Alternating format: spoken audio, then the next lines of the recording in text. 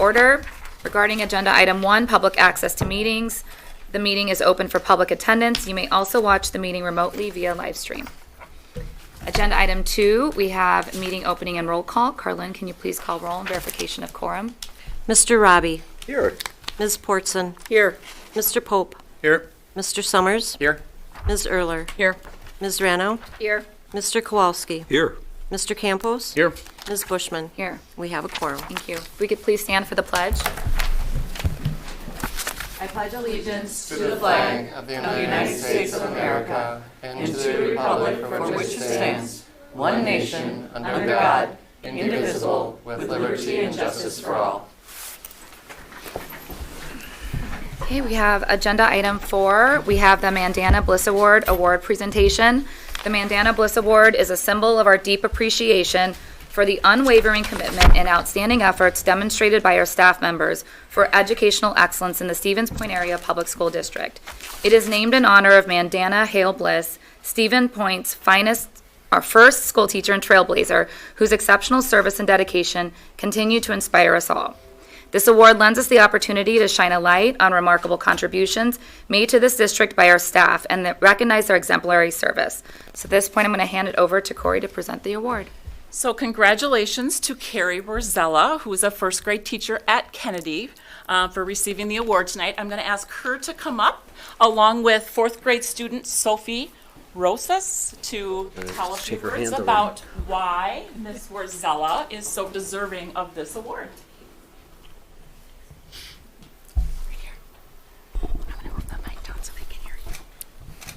Mrs. Wazella is a great teacher. Mrs. Wazella is always very, very happy. When she laughs, we all laugh. She is so kind to us all of the time. One of my favorite times in her class is when we all got to make glow-in-the-dark slime. Mrs. Wazella cares so much about us and our learning. She makes sure we can reach our dreams. Thank you so much, Mrs. Wazella, for being our awesomely special teacher. You make school so much fun. You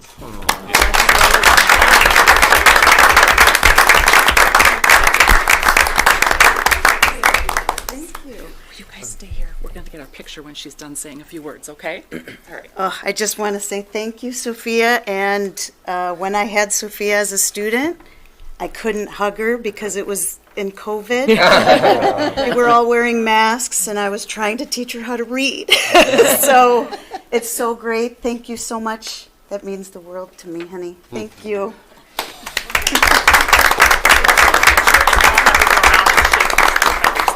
Okay. We're going to go right here in the middle. Get out of the way. Get that. Sorry, I thought we were doing shit. Turn around.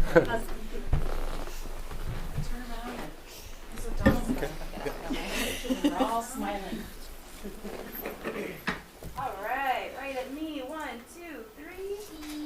Good job. Nice job.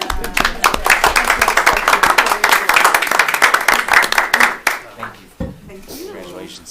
Congratulations. Thank you. Congratulations, Carrie. Well deserved. Congratulations. Thank you for all you do. Congratulations. Thank you. Well done. Thank you.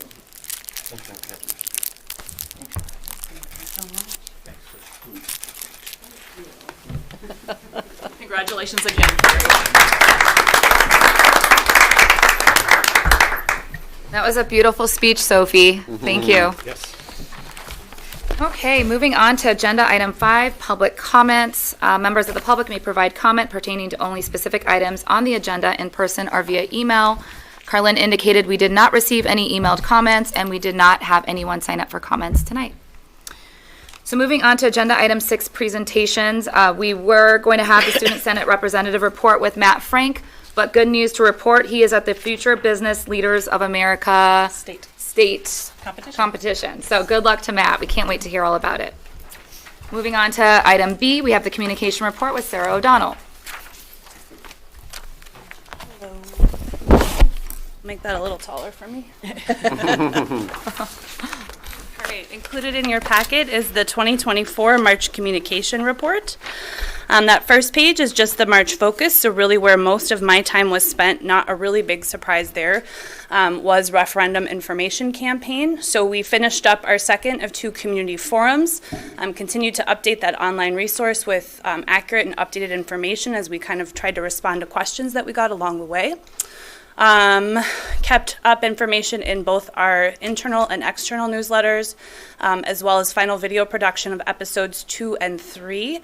Had a nice social media campaign as well, updated presentations, the signs that we took out to our presentations there at the end that were really heavy on just kind of the grip and grins and having that presence out in the community. The third postcard mailer delivery that happened about a week before the referendum. And then we finished up our 16 community and school presentations in March, which rounded out our 60 presentations that we did overall. So most of that credit goes to Corey and Chris, who let me kind of take them out and about everywhere for 3 months. Website performance was a little bit down, which is not, we can go to the next slide, Chris, not super surprising given that a lot of our website hits just come from generally folks being in school, and with March having that time out for spring break, I'm not surprised at all to see that dip. Good news is with the referendum information campaign complete, I can restart our work on getting that website updated and reskinned and relaunched for us. So that work will continue. That was paused during that time. Social media performance, we had really high engagement over the course of the month. While we saw a 5% decrease in those impressions, and a decrease in the engagement per impression, we saw link clicks increase by over 200%. So what we were posting was getting a lot of clicks, which was really great. No surprise there. It's all celebrating our staff and students, which is really what those pages are for. So excited to see those really high hits there. E-newsletter performance, we continue to see our highest engagement on that internal communication, the district source, with that 28% click-through rate. Not surprising there. Still really good engagement on our external education connection, and then a little bit lower on the 2 e-newsletters that were focused on referendum information, but still well above industry expectations. Media relations were very much focused on referendum information, and the campaign. So you can see that that is captured there. Not just us, but it was really interesting to watch folks around the state receive that.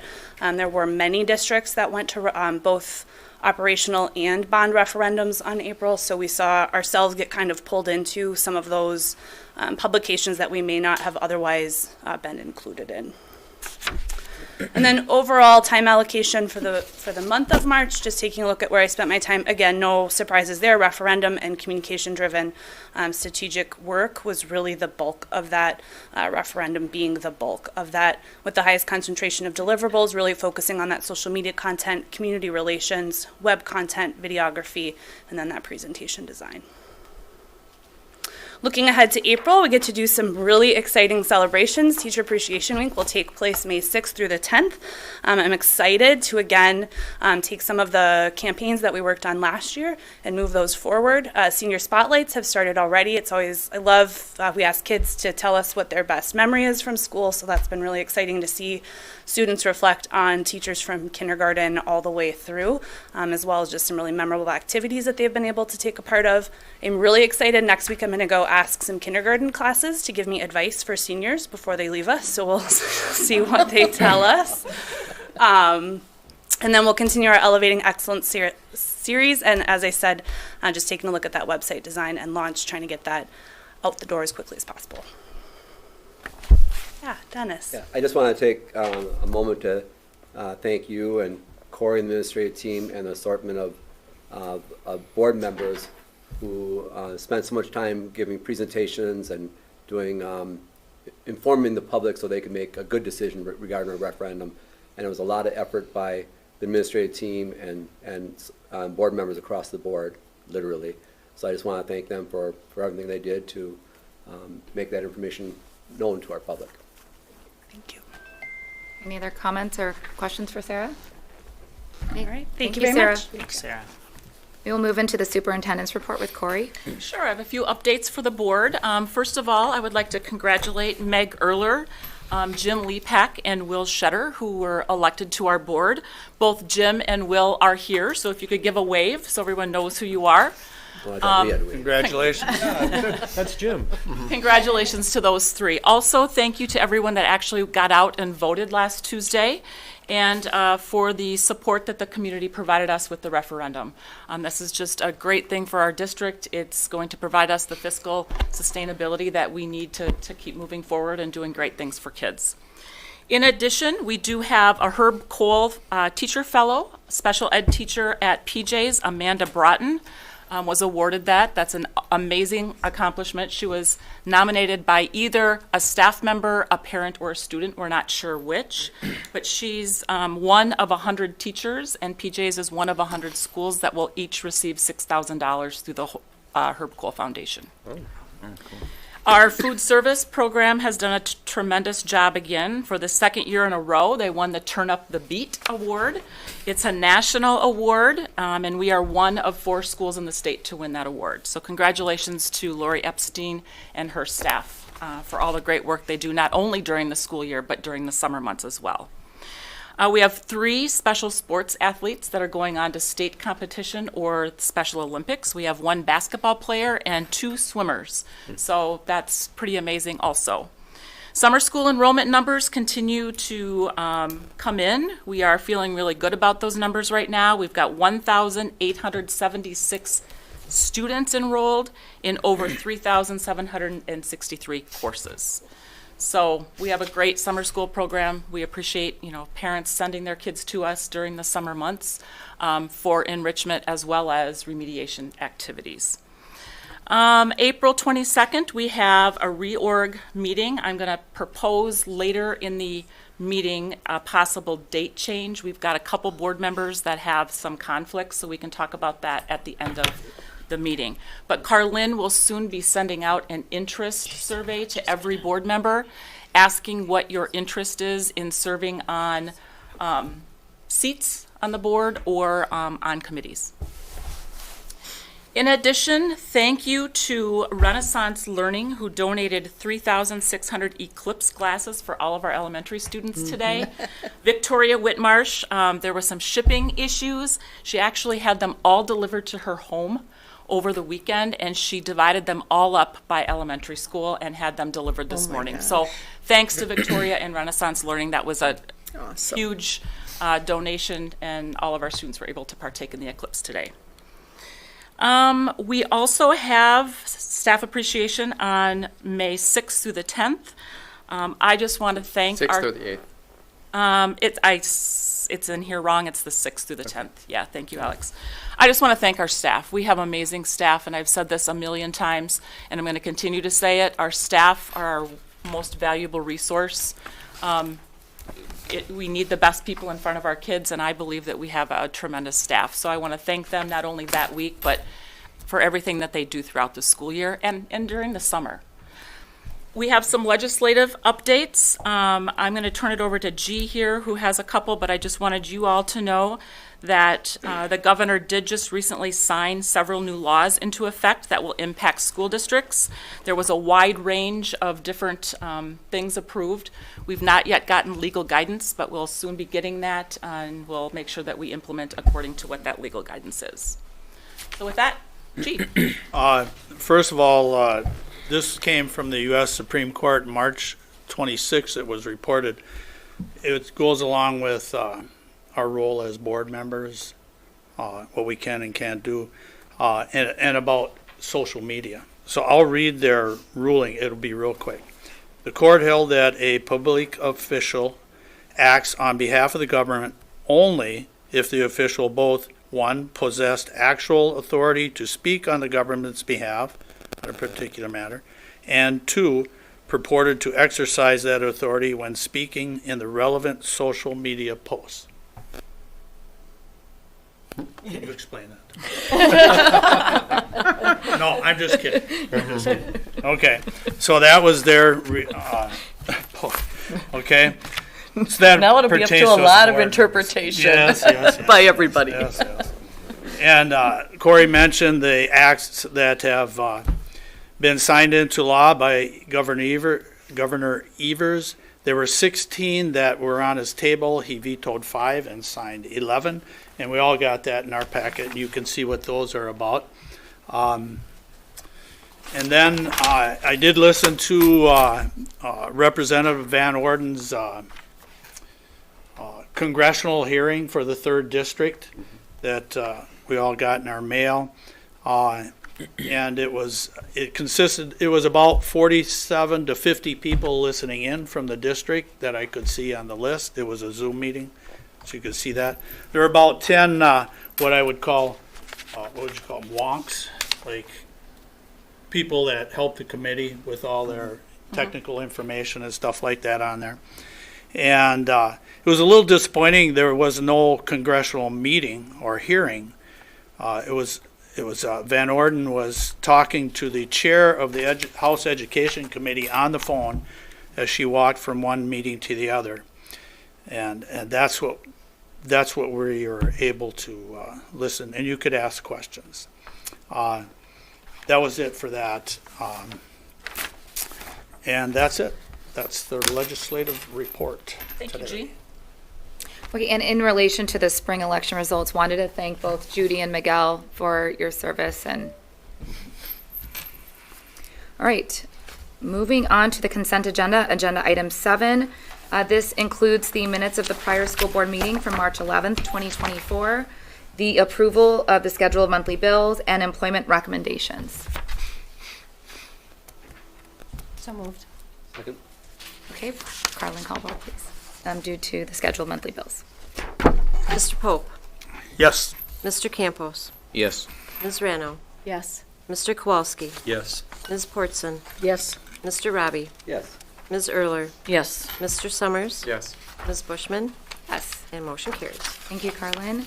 Agenda item 8, under business services, 8A, we have the Business Services and Human Resources Committee report with Yeah, we actually had a fairly short but productive meeting. We didn't have anything but the monthly bills that we've passed on to this board, but there's a lot of things that are tied to that are throughout this agenda, so we'll hear from some others.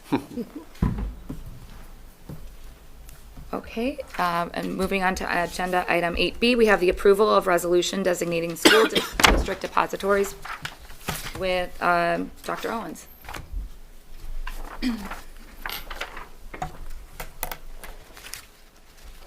Good evening. This is a process we do annually. In accordance with Wisconsin statutes, we want to bring before you a list of the school depositories, etc., and allow you to vote on them. We don't use all of them in every year, but they are ones that we've reviewed and could potentially use if we need to, etc. Some of them are being used by student association activities, etc. But we want to bring them before you annually so that you're aware of them and get approval for their use during the next school year.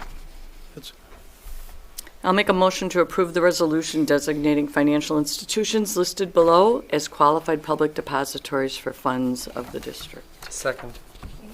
Any questions? All in favor? Aye. Opposed? The motion carries. Thank you. Dr. Owens, moving on to agenda item 9, Human Resources. We have 9A, teacher and nurse contract renewals with Beth. Good evening. So we come before you this time every year to present our teacher contracts as well as the nurse contracts. The contracts have to be issued by May 15th and then are returned by June 15th. And this year we have 508 teacher contracts and 4 nurse contracts presented for your approval. So moved. Second. Okay, questions or comments for Beth? Okay, all in favor? Aye. Opposed? Motion carries. Thank you, Beth. Moving on to agenda item 10, educational services.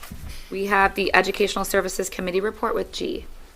Okay, we had a lengthy discussion about the K through 12 standards alignment that's going on right now, and Chris is going to talk to that. Sure. Thanks, G. We did have a lengthy conversation recognizing the significant body of work that's gone into addressing our school report card scores across all pre-K-12 levels. There's been a concerted effort within the last 2 years of my tenure and Jeff's tenure here in the district to address those by ensuring that instruction that we're providing to all students matches and is aligned with how we're assessing students on our standardized assessments, being the forward exam, the pre-ACT, and the ACT. So staff in the district have taken on a significant amount of work and time to ensure that the instructional resources that we've selected and that we're using to provide instruction are aligned with those most current iteration of standards. And at the secondary level, have really invested a significant amount of time in the 4 core areas, ELA, math, social studies, and science, to identify those essential standards and ensure that we're providing instruction that's aligned with the most current expectations in those 4 core areas. Could you speak to, I know part of the conversation, I attended the meeting, I'm not on the committee, but part of the conversation was about the work that you've been doing with respect to kind of what resources have been being used district-wide, especially at the elementary level. And I recall you saying that the board is going to be asked, come, I believe, February of this next year, to approve materials going forward. So I'm just wondering if you could give us that broad picture that you did at the committee about kind of how we're looking to move forward prior to bringing it to board for decision in February. Sure. So the vetting process for a new K-6 English Language Arts resource will begin in August of this year. We've identified a team of 21 individuals from across the district representing all buildings and relevant departments that will be looking at a new standards-aligned curricular resource for pre-K through 6 English Language Arts instruction. At the conclusion of that process, there are currently 4 DPI-approved resources that we'll begin the vetting process with, and we will conclude that process on February 10th of 2025, when we'll bring a recommendation forward to the board for approval. That will be a large purchase for the district. I'm anticipating upwards of probably about $400,000 to $500,000. We have not purchased curricular resources in the area of English language arts in about the last 15 years, based on what I can find documentation of. So that alignment to most current standards is work that will be done for us and will be completed. So certainly necessary, but it will come with a large price tag when we look at that final recommendation that comes from the vetting team out in February. So I recall there was some conversation because the legislature really has kind of revamped focus on reading proficiency moving forward, that there potentially the state might be making available some funds to support that. Have we heard anything about that? So at this point, Act 20 does include language that would allow districts that adopt after this June to apply for up to 50% reimbursement for that purchase. We certainly will apply for that reimbursement, which is why we're beginning their vetting process with the list of the 4 that the DPI has quote unquote approved. And that'll be our starting point. And certainly when we do make that final decision, or we bring the recommendation to the board, we will submit for up to 50% reimbursement. It'll be prorated based on the funds that are available. I believe at this point in time, there's approximately $49 million that'll be available to districts across the state. So we're hopeful that we can gather back about 50% of that large purchase that we know is coming. Yeah, thanks, Meg. Absolutely. Any other questions? I had one. Sure. Could you speak to the, because I didn't know this, and I don't think anybody on the board knows this, the 3 programs that are currently being used in the elementary school, was it for math? Correct. And that there's some, what would you say, difference in terminology and stuff that may be causing problems between the schools? Could you just speak to that and what you're going to try to do? Sure. And right now, I will say, and I'm pleased to share that even though we have 3 separate resources that we use at the K-6 level to address math standards and math instruction, it's Number Corner, Bridges, and Math Expressions. All 3 of those are standards aligned at this point in time, but they are all different, right? So I think Alex had posed a question about how we address how sometimes those differences in language, versus like using sum versus total. Those very simple things that as adults we're easily able to compartmentalize, students struggle with from time to time. So there's been a lot of PLC or professional learning community or grade level conversations about minimizing that to the degree that we can. So that work will continue, but I do feel very confident about the instructional materials that our staff have available to them to provide math instruction, and that it is preparing them adequately for that state assessment when they begin taking it in third grade. So is the goal to, oh, go ahead. No, go ahead, you continue. Just real quick. Is the goal to get to one or to mesh and use all three still? At this point, it would be a large undertaking to purchase a singular resource for all K-6. So we're vetting ELA in the upcoming year. The following year would be slated for, I think if memory serves me correctly, we would be looking at K-6 math. So at that point, we would bring together another vetting team, and they could potentially make a decision to eliminate 3 separate resources and go down to one single or universal tool. Would you be able to provide to us the calendar of? Sure.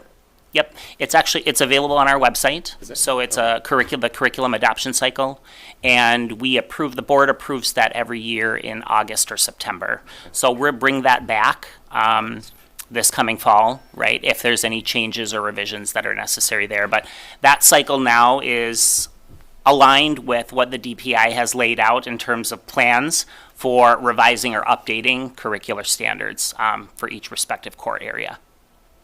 Yeah. Thank you. Miguel, you had a question? Yeah, question. I may have misunderstood some things, so that's where this question is coming from. But is there a particular rhyme or reason or logic as to why we would have 3 different programs versus you're looking to get one? I mean, I would always just assume one makes sense and it'd be robust enough to accommodate different learning styles that also may just come with advancements in psychology of kids as well. But like, why would we have ever done? It sounds like we've been doing that for a long time. Yep, that's been in place we talked a little bit about this at the committee meeting. I think it was prior to Corey's time in my chair. And there really was, I believe the reason why we landed on 3 separate was there were a number of pilots that were happening in buildings across the district. And when it came time to make a decision, people felt really strongly about the resource that they had been piloting and that they knew. And there wasn't necessarily a real defined process to come to consensus. So rather than coming to an agreement that say one, say we all, we endorse this one as best, we honored some autonomy and we allowed for all 3 to be implemented. So they are still built on a developmental continuum. So they are still aligned. It's just, it does create some challenges with vocabulary. And that has created some extra work and some extra time for our staff. So to move away from 3 separate and move toward one universal would certainly be my goal. And I think after staff have lived this for about the last 12 or 13 years, they would agree. And last quick question for those that would be curious about the financials of this. Does it make more sense financially to have a single one versus these 3? I think that's a good question. I think the price probably comes out to be about the same. Okay. Yeah.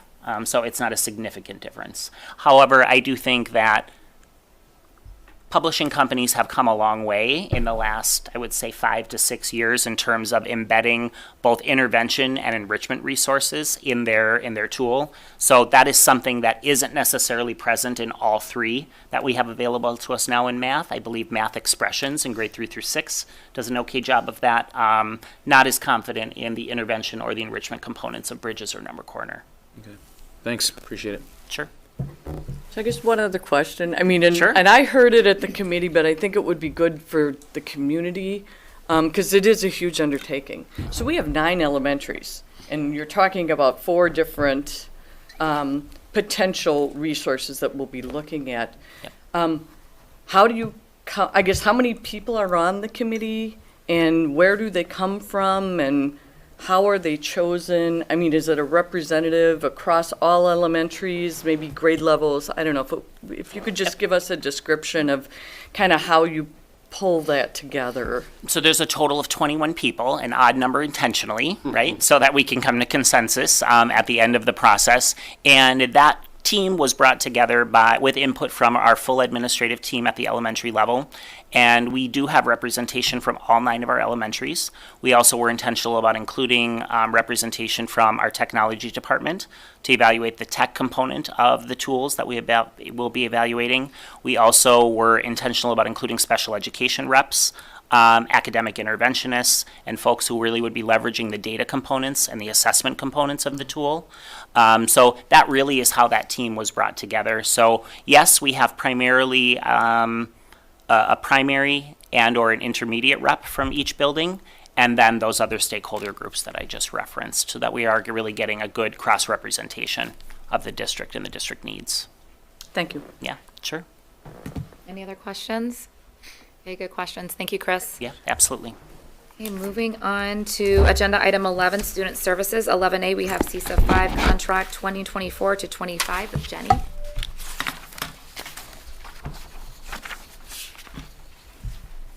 Hello, good to see everybody. All right, so in your packet you have our annual CISA 5 contract. Every year we contract a variety of services through CISA 5, which is housed out of Portage, but sends staff throughout kind of that whole region that we're a part of, and there's CISAs throughout the whole state that provide services that schools just might not be able to house within their district, or maybe they're just used so infrequently that it wouldn't make sense to have that service or that staff within the district. So I've provided our updated contract. Of course, with CISA, it's always an overall estimate. You know, if a student moves or a need decreases, of course, they adjust that. They would never bill us for things that we don't use. So within our CISA 5 contract proposals, there are some general services, and then on the other side, there are more specialized services. You can see within our operational services, there is always a district membership fee, which just comes with a variety of being able to communicate with different CISA 5 agencies, representatives, being able to get a little bit of consultation from them, things like that. And the only other service within general supports would be that school improvement services. So those staff with CISA 5 really work closely with our administration, or certainly can work with principals and our curriculum and instruction, in making sure that we're looking at our multi-level systems of support and really digging into our school report cards and all of our services to make sure that all of our students are continuing to grow and our supports are helpful and effective and evidence-based. Most of those services are consultation-based, but sometimes they do come on district and take a look at data or data systems to help you really dig into what are root causes or what are supports and interventions that you could look at for your district. Each year, the district gets a certain number of days of support or certain hours of support, and so it really depends on what the team feels like is the best use of those continuous improvement hours and time. So those costs are the only two within more of those generalized supports. On the back of the proposed contract are more of our specialized supports. And we've really made some great strides in being able to undertake a lot of those costs within the district, which I'm excited to report to all of you. In the past, the district had been taking advantage of a small amount of assistive technology specialist and like an education resource center. So that's an item that we no longer feel like we would be needing within the district. We have a small decrease, I would say, in audiology services. Just students move in and out or might graduate, and so that fluxes every year. But of course, the amount of support for a full-time audiologist would never, even in our district our size, require a full-time educational audiologist. We have an awesome audiologist who partners with us and has been with the district for a long time. So that service is very well worth our funding. This year we hired a new teacher of the deaf and hard of hearing, and she's been working tirelessly, I would say, toward her licensure, taking lots of courses on top of all of her challenging but exciting work within the district. Next year she's needing much less support. This year she needed a very high level of support. So next year we don't have any projected costs other than some as-needed supports. Like say she gets a really tricky case and just needs some consultation, then CISA would just bill us for that as-needed support, but she won't need that full-time, ongoing, all-year mentoring and coaching and administration of assessment support. So that's a large cost savings to the district, which is exciting, and exciting for me as well. Our staff, our new staff, has been a really great addition. And then within there, the very last cost toward the bottom of the projection would just be for alternative education programs. So again, within all CESAs, different CESAs operate a variety of programs for students who need just highly specialized program and small life site programs. So you can see within there we have a few students who are projected to continue to need that high level of support, which comes with a tuition cost that would be rolled into our CESA 5 contract. And of course, if kids move or they make improvements and no longer need those, then the cost would ebb and flow based on that. So overall, our savings are right around the mark of $139,000 for this next school year. Yeah. What questions can I answer? Okay, then we are looking for a motion to approve the 24-25 district CESA 5 contract for services as presented. Second. Meg. So moved. First, second. Got it. Okay, all in favor? Aye. Opposed? Okay, motion carries. Thank you, Jenny. Thank you. Thank you, Jenny. Thanks, Jenny. Okay, moving on to agenda item 13, we have the budget evaluation process, I believe with Chris.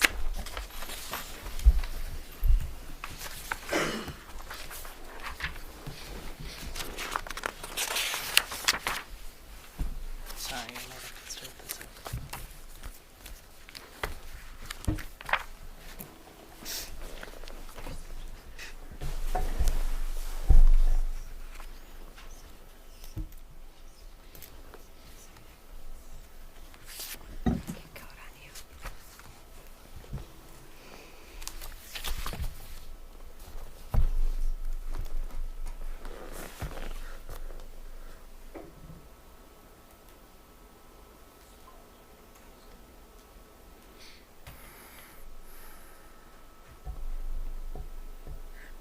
Doesn't like you. Try. It's like no pressure when everyone's I looking know, at you right? in silence, waiting for the Right. presentation. It's the right spot. Here we go. I think I should have it now, Carlin. That's As long as it Corey's. shows up. That's Corey's connection. Oh, Corey. All right. Are you okay with that? Yeah? Can you just scroll through for me? I sure can. All right. Thank you.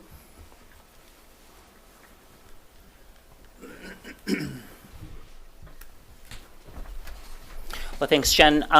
Again, just update on the budget evaluation process. This process, again, has been ongoing for approximately the last year and a half leading up to the referendum. So reporting out on some of the savings that we've identified through our work during the month of March and the early part of April here. So if you think back to sort of where we started with this process back in 22-23, we really implemented the budget review process in an effort or with the purpose and understanding of identifying where some cost savings measures could be identified within our current processes and procedures. We established a open position review to identify or to review all staffing positions. And I'll provide an update on that number here momentarily, and also establish a program review. We've reported out on that a couple times. If you look on the middle column there, we've identified a total of 42 programs district-wide. And this is a misprint here. We've actually made a little progress since this, so instead of 19 out of 42, we are past the halfway point. I'm pleased to report that we've reviewed a total of 23 of the 42 identified programs. And then, of course, that led us up to, in that middle column as well, the board making the decision to put a referendum question on April 2nd that we're grateful to report was successful. During the winter and the spring, we continue the program review and budget evaluation. We continue to review those open positions and ensure that there's transparent and responsible stewardship of district financial resources following the successful referendum. So it was almost as if we were doing the program review and the review of all staffing positions leading up to the referendum, but certainly the work continues. As I said, we're only about halfway through the review of programs, so certainly still continuing to do that work, and we've recognized the value that this has brought to our overall process. Can you go back one? Can you go back? Sure. Can you, Yep. Can you just give a little encapsulate how that last point will be? Well, how that look going forward? The ensure transparent, responsive stewardship of district financial resources following the successful referendum. What does that look like going forward?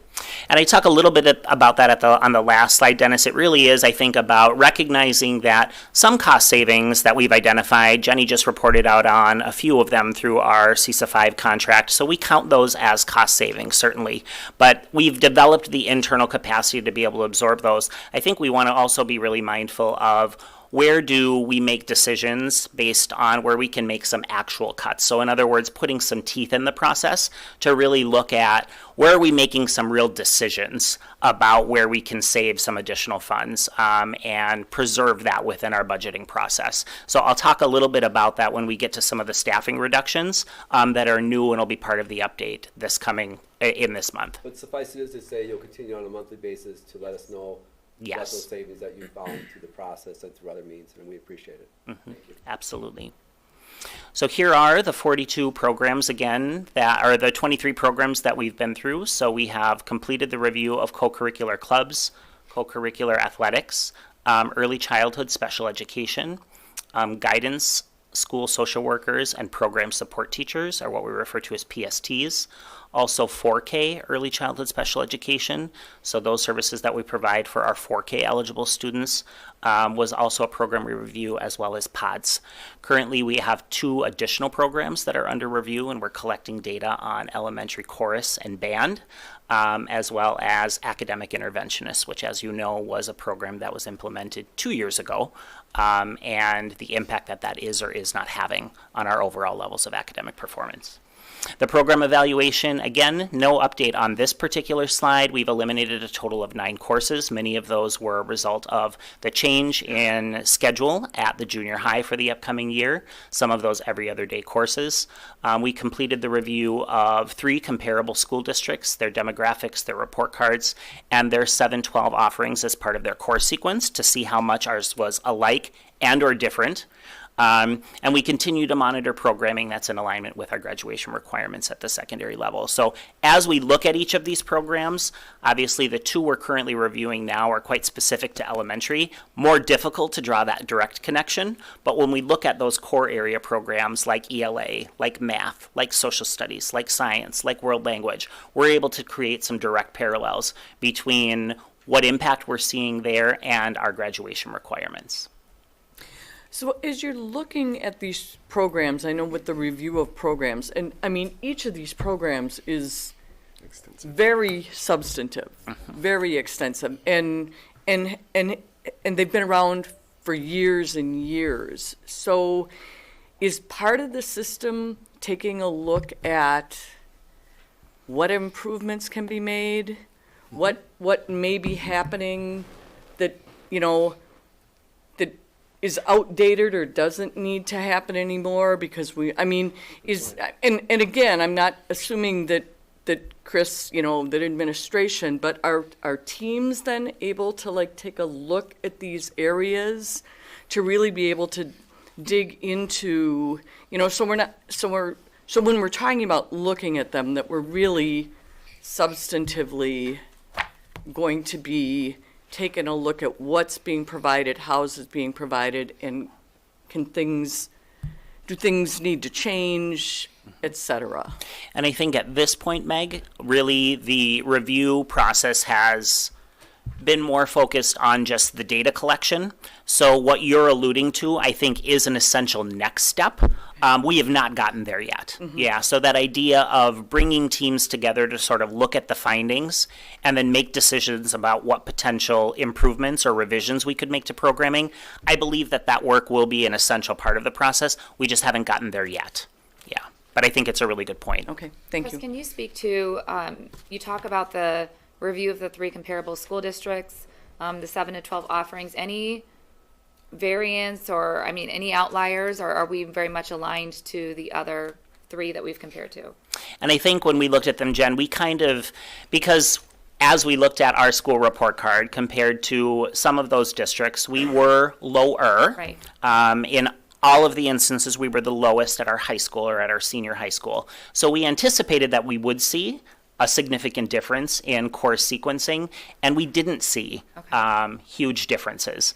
Now, some of them have fewer offerings than we have, so I think that's the one thing that I could generalize as a takeaway from the 3 comparables that we looked at was we have a larger scope of offerings available to kids. So within CTE, we might have a lot more courses available to kids than those other 3 districts have. Within ELA, we have a larger number of courses available. Same is true for math.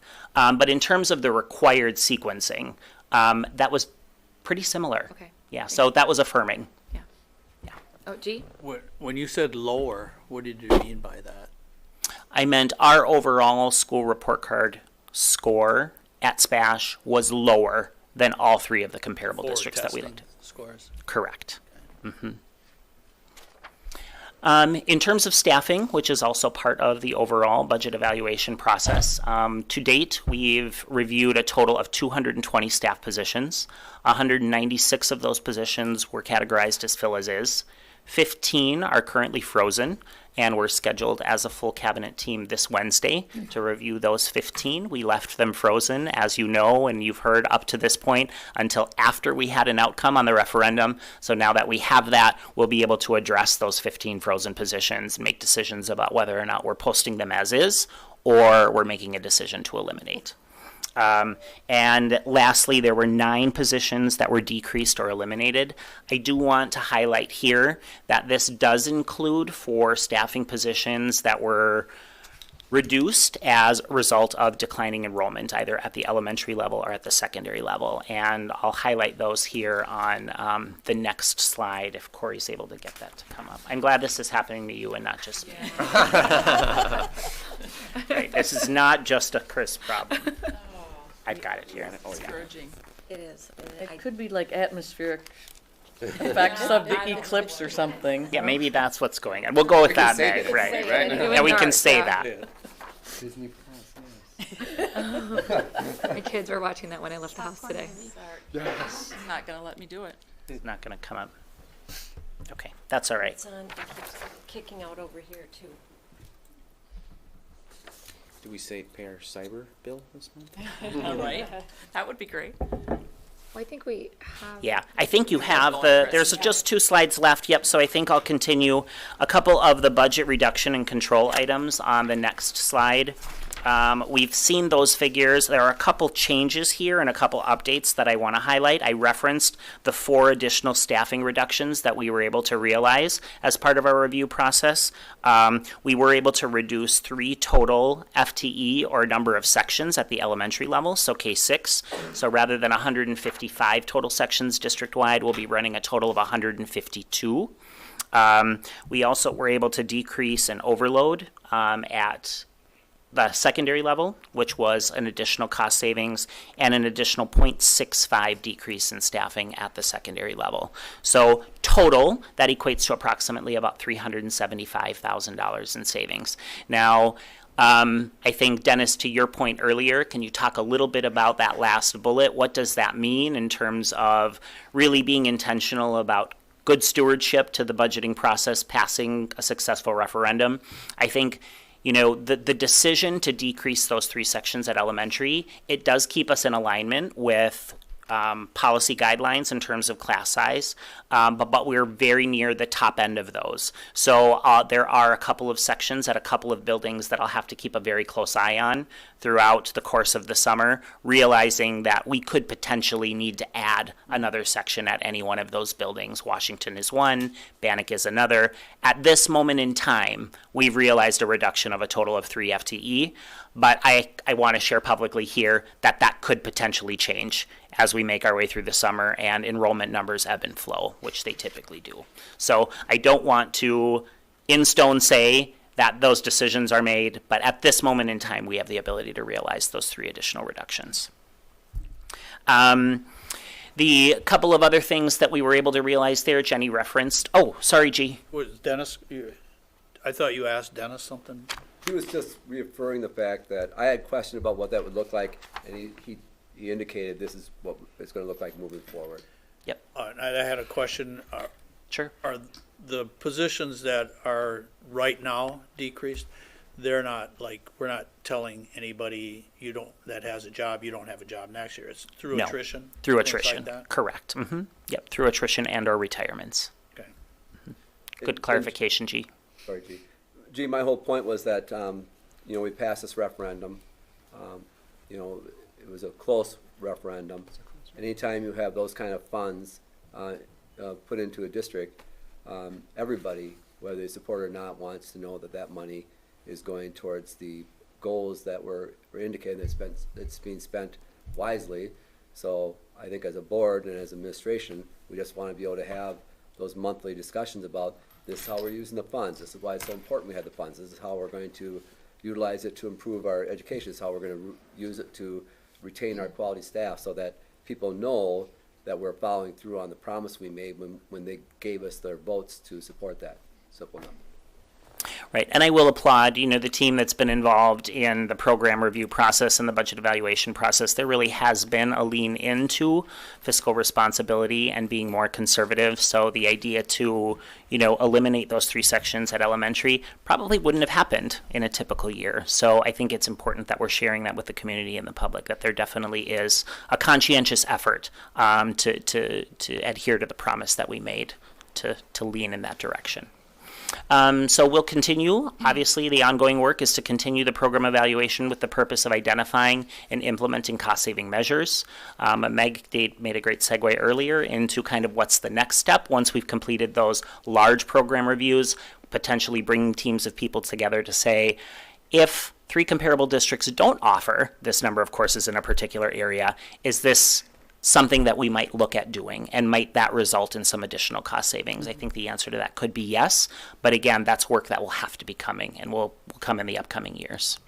We'll continue fiscal stewardship by ensuring that dollars spent enhance our mission, again, and are in alignment with those graduation requirements, and continue to seek and identify and implement cost saving and optimization. And that concludes our report for March, but I'd be happy to entertain any additional questions that folks might have. I guess just out of curiosity, so you've talked about the potential of eliminating those positions, but then also talked about the importance of kind of monitoring. Can you just give a sense of maybe the number of students that we're projecting we may no longer have? I mean, clearly each class has a different number of students in it, but again, how many additional students would you be looking at in making that decision to, again, bring a position back? Bring a position back. And right now, so I will say that this is probably, in my 11 years as an administrator, this is probably the tightest I have ever staffed. So we are staffed very tightly. As a matter of fact, we have 2 sections at one building that I can think of, and 1 section at another building where it is April, and we are at the top of what policy would say we should have at those particular grade levels. So if we were to have an addition of even 2 or 3 more students in either one of those grade levels in those buildings, we'd be having a conversation about potentially bringing back one of those FTE. Okay. Yeah. What's the top number? So those 2 that I'm referencing happen to be 3rd and 4th grade, so it's 28. Yeah, so our class size recommendations is 22 at kindergarten, 24 at 1 and 2, 28 at 3 and 4, and 30 at 5 and 6. That's a lot of kids in a classroom. It's a lot of kids in a room. Yep, and until you've been in a 6th grade room with 30 kids, you have no idea how that feels. It's a lot of kids. A lot of kids. Have we ever investigated lowering those? I don't recall ever doing that as a board. Those have been in place here for quite some time. We could definitely bring that up again and review them, and maybe look at comparables, similar to what we did with. I would like I that, think yeah. with passing the referendum, if we don't do it now, when will we do it? 30 is too many. I mean, if you've been in a classroom with 30. It's a big class. It's hard to move around, much less get anything done. Yeah, just the physical space alone, right? 30 bodies is a lot of Yeah, if we bodies. could talk about that sometime. We can definitely do that. Do they still have the language where if you are on the border, they give you a EA time, et cetera, if you're at higher numbers? Yeah, I think it gets real tricky because, sometimes you're kind of right there, and to have a whole new teacher, it takes them down so low that sometimes people are looking at like, okay, now, is that really the most cost-effective way? We used to have where it was kind of on the borderline, and we recognized that it's high, we gave that teacher additional EA time. It was right in policy that you get X amount, if you're in this range, without going over the top, you still get some assistance and some help. As those numbers are, I think those numbers, 30 now is bigger than was 30 years ago. You're right. It's a different number. 30 feels a little different. And that doesn't take into account any students with special needs in the classroom at all either? Nope, and yeah, I believe based on my look back, I believe that the policy, the class size recommendations that we have in current policy have existed for over 20 years. Yeah. So to say that we could certainly revisit that, would be entirely appropriate. Miguel, you had a question. I just found it odd that class size wouldn't have been a discussion over the past, 30 years. Yeah. I mean, I've never, that's the very first thing I've ever heard on any school board, any school, everything. It's always class sizes, the very first thing. So I've only been here a year, so I find it odd that that's never been discussed. And then I find it even more odd that we discuss it now, but that costs a lot of money. I mean, if we'd had this conversation prior to the referendum, that 2% could have been swayed because that's going to cost a heck of a lot of money. So I'm torn by the fact that this really hasn't been discussed, and then that would be, while that's great, we really have to look at enrollment and cost, because with the 2% swing, I mean, you can't go to voters again and need money again.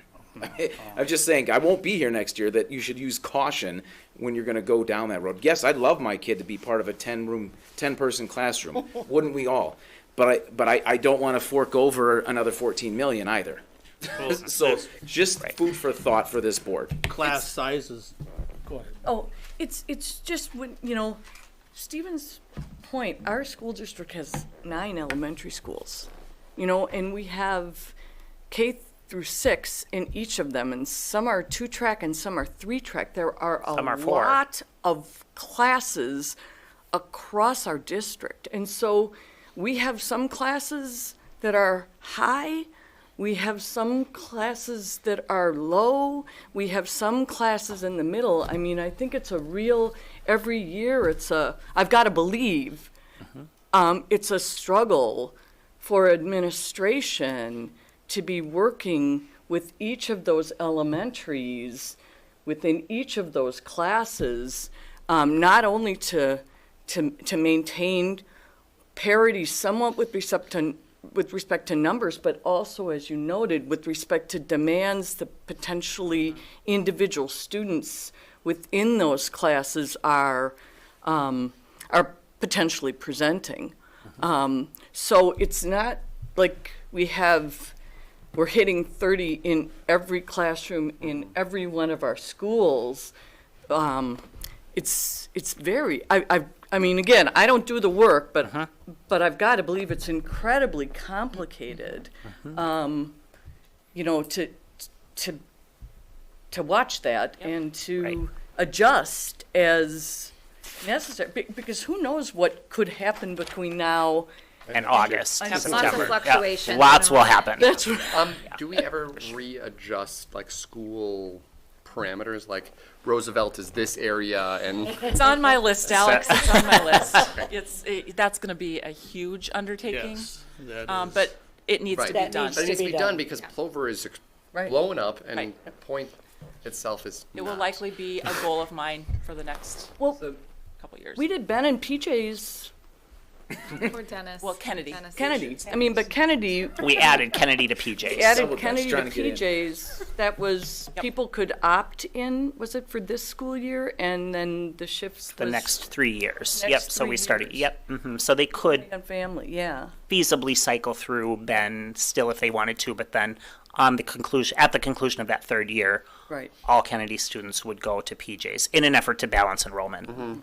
Okay, Dennis had something to say. I just wanted to assure Miguel that conversation, you're surprised it hasn't been brought up. It's brought up every day between the hours of 11:30 and 1 o'clock. That's right. Every building. Teacher lounge in. No, I find it unbelievable that it wouldn't have been brought up. I think they have is. attempted to bring it up. Okay. I was Yeah, gonna 'cause say, I know I Barb's can't brought it imagine up that a not few having been times. brought up at a school board Yeah. in that length of time. Yeah, I mean, it's a whole topic in itself. Right. Could Yep. discuss this at another time. We should. I will tell you, I've been in a classroom of 35 in our district. Yeah, and you have to bump into people to walk around. And I think a class size, our class sizes are determined by budget. They're not determined by educational That's true. expediency. A class size of about 20 is really ideal. You know, you get a critical mass. But I've been in sixth grade classes with 30, and it is tough. And I know individual schools will say, hey, Mrs. Jones has 30 in her classroom, we got to give her an aid. Well, it's another body. I mean, it's an adult, but it's another body, and it's like things get to close in, you know, and it's a whole nother discussion, and we should. Yeah. In this time, when we have passed we didn't pass it. The people of our district passed it and opened up their wallets. If we're not gonna do it within this year or next year, it ain't gonna happen later.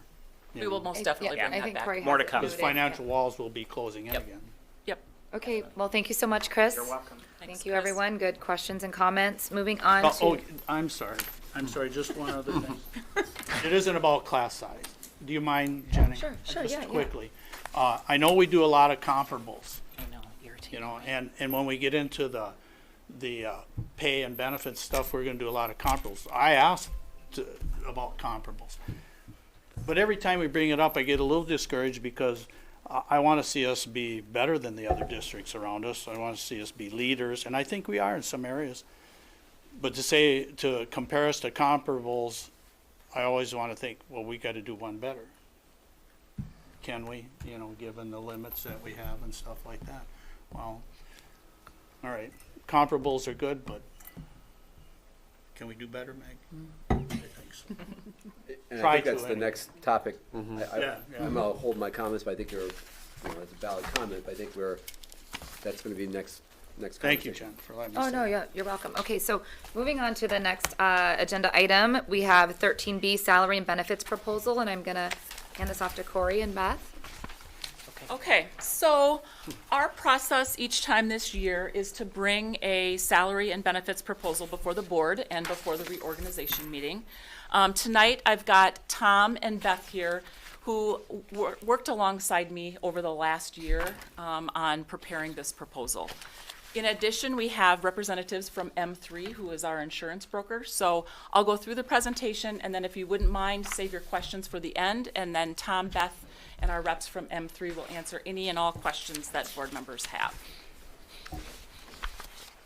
So, this proposal most definitely aligns with our strategic plan, as well as the specific goal of recruiting, developing, and retaining high-quality staff.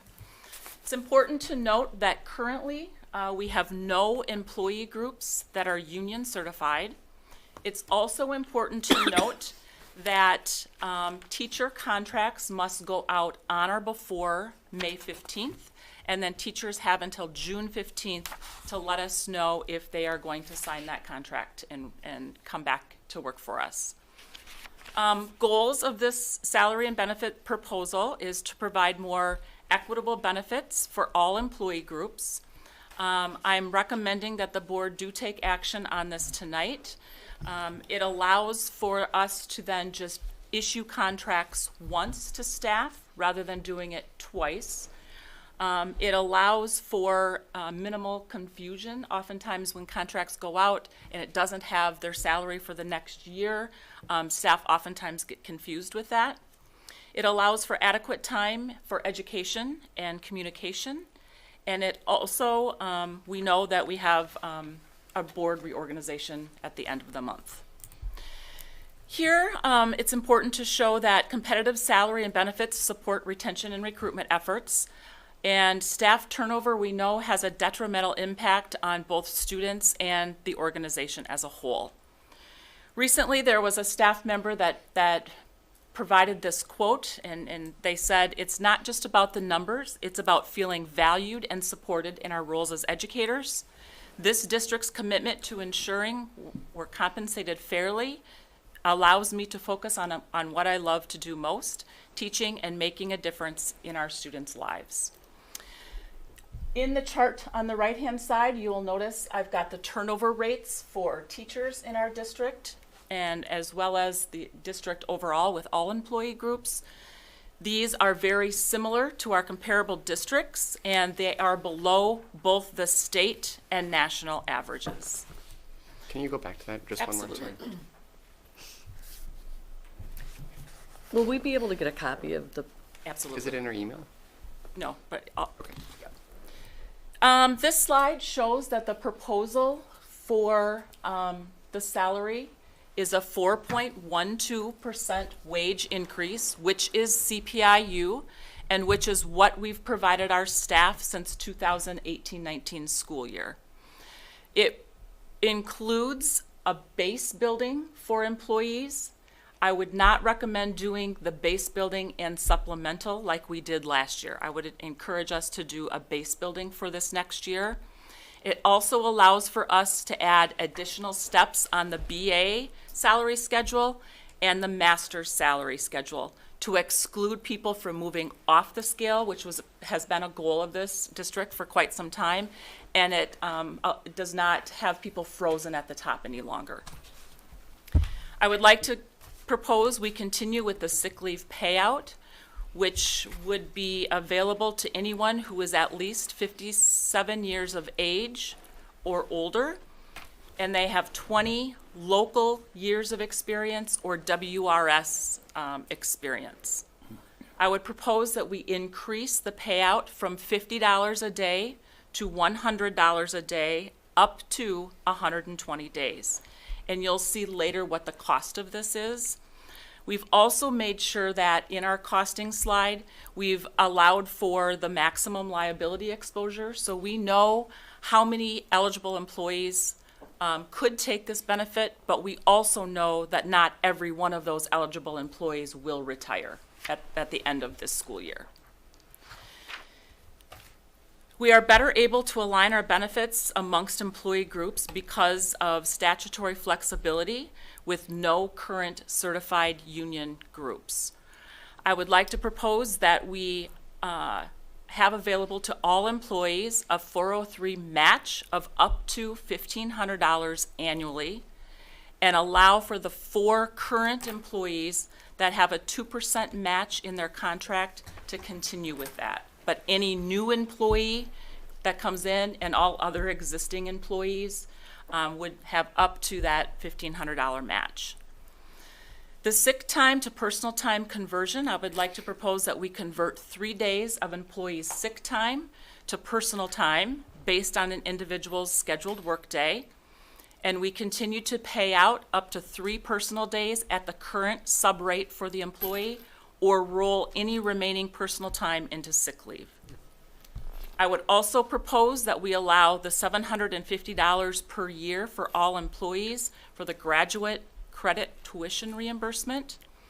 Continue the existing benefit for current administrators that get paid 6 credits annually, so we would not take that benefit away for those employees, but any new administrators coming in would be at the $750 a year. Is that a flat $750? Mm-hmm. Okay, so if we take $1,500, you only get paid $750. Okay. Inclement weather, we would allow for our educational assistants, our transportation department employees, and our food service employees to be compensated for hours worked on inclement weather days. Currently, this is important, this is brand new information that was just made available to us. Our medical loss ratio for the district is at 127.2%. The industry average is 101.5%. This is due to a few, not many, high risk and high cost claims. So for example, we have 32 employees that have claims between $150,000 to $500,000, and we have 3 employees who have claims over $500,000. So that's what's causing, the majority of that. Security Health Plan renewal came in at 32.1%, which would be an increase of approximately $5.5 million. Thankfully, in our contract with Security Health, currently, we have a not-to-exceed rate of 8.5%, so that's approximately $1.5 million. Did that right. Our goal is to work towards self-funding. We know and believe that that would save our district a lot of money. It has in other districts. However, we've recently learned that stop-loss insurance companies will not bid our district currently. So we're unable to pursue that at this time, so we know that we absolutely have to make some changes in our health plan. Can I ask why? Is it because of the 127%? Mm-hmm. Okay. Yep, yep.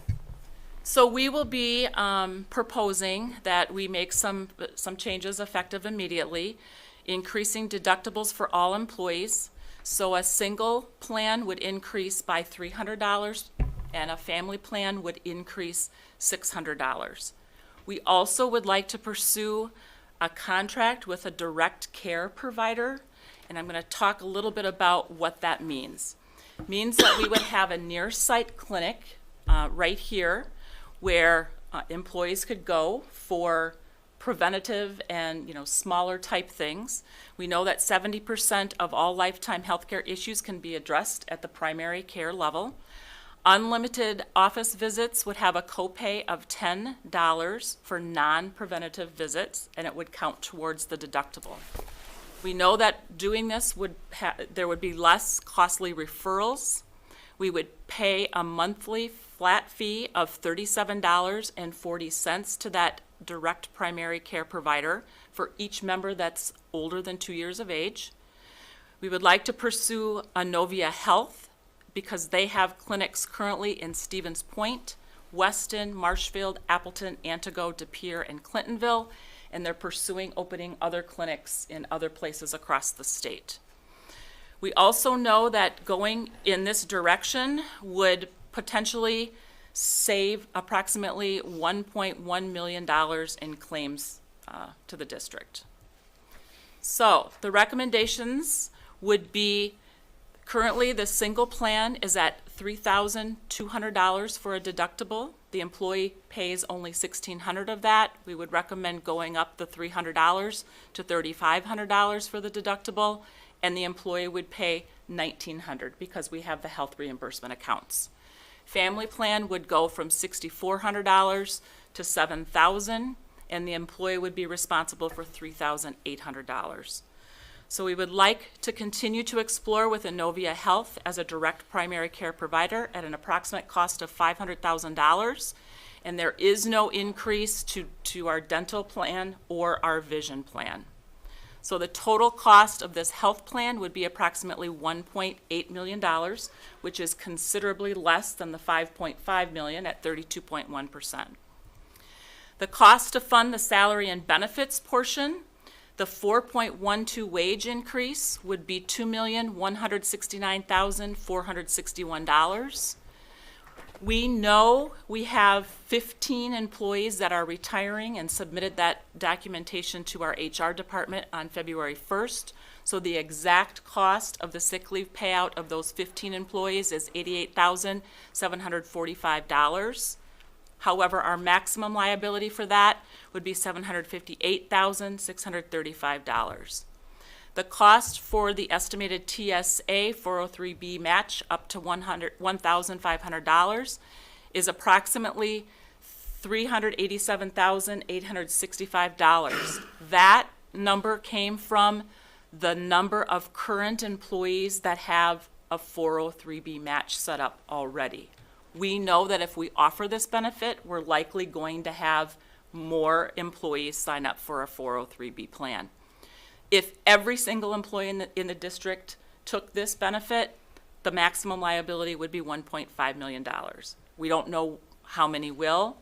So the estimated total, based on what we know right now, is $2,646,071. So again, this really helps us to recruit, to retain quality staff. We must continue to make sure we pay our staff well and work to enhance our benefits. We need to be making sure that, we know staff are more mobile now than they ever have been, so we need to make sure that we're funding our salary schedules appropriately. 83% of the districts that responded to a recent survey statewide said they offer some sort of post-retirement benefits. So I believe supporting our educators is vital to the success of our future. Going forward, once this is acted on, Beth and Tom and I will start working on next year's plan. We want to really look at our current salary schedule. It needs work. We know that. We've heard that from staff. We want to review what other people are using in their districts. We need to gather input from staff and feedback from staff. We want to continue to make sure that we're competitive when it comes to salary and benefits. And we also need to know that we need to be fiscally responsible with our taxpayer dollars. So with that, there's a lot of individuals here ready to answer questions that have been more intimately involved in this than I have, so I'm going to open it up for questions. On slide 3 or 4, you gave 4.7, like that one. Yep.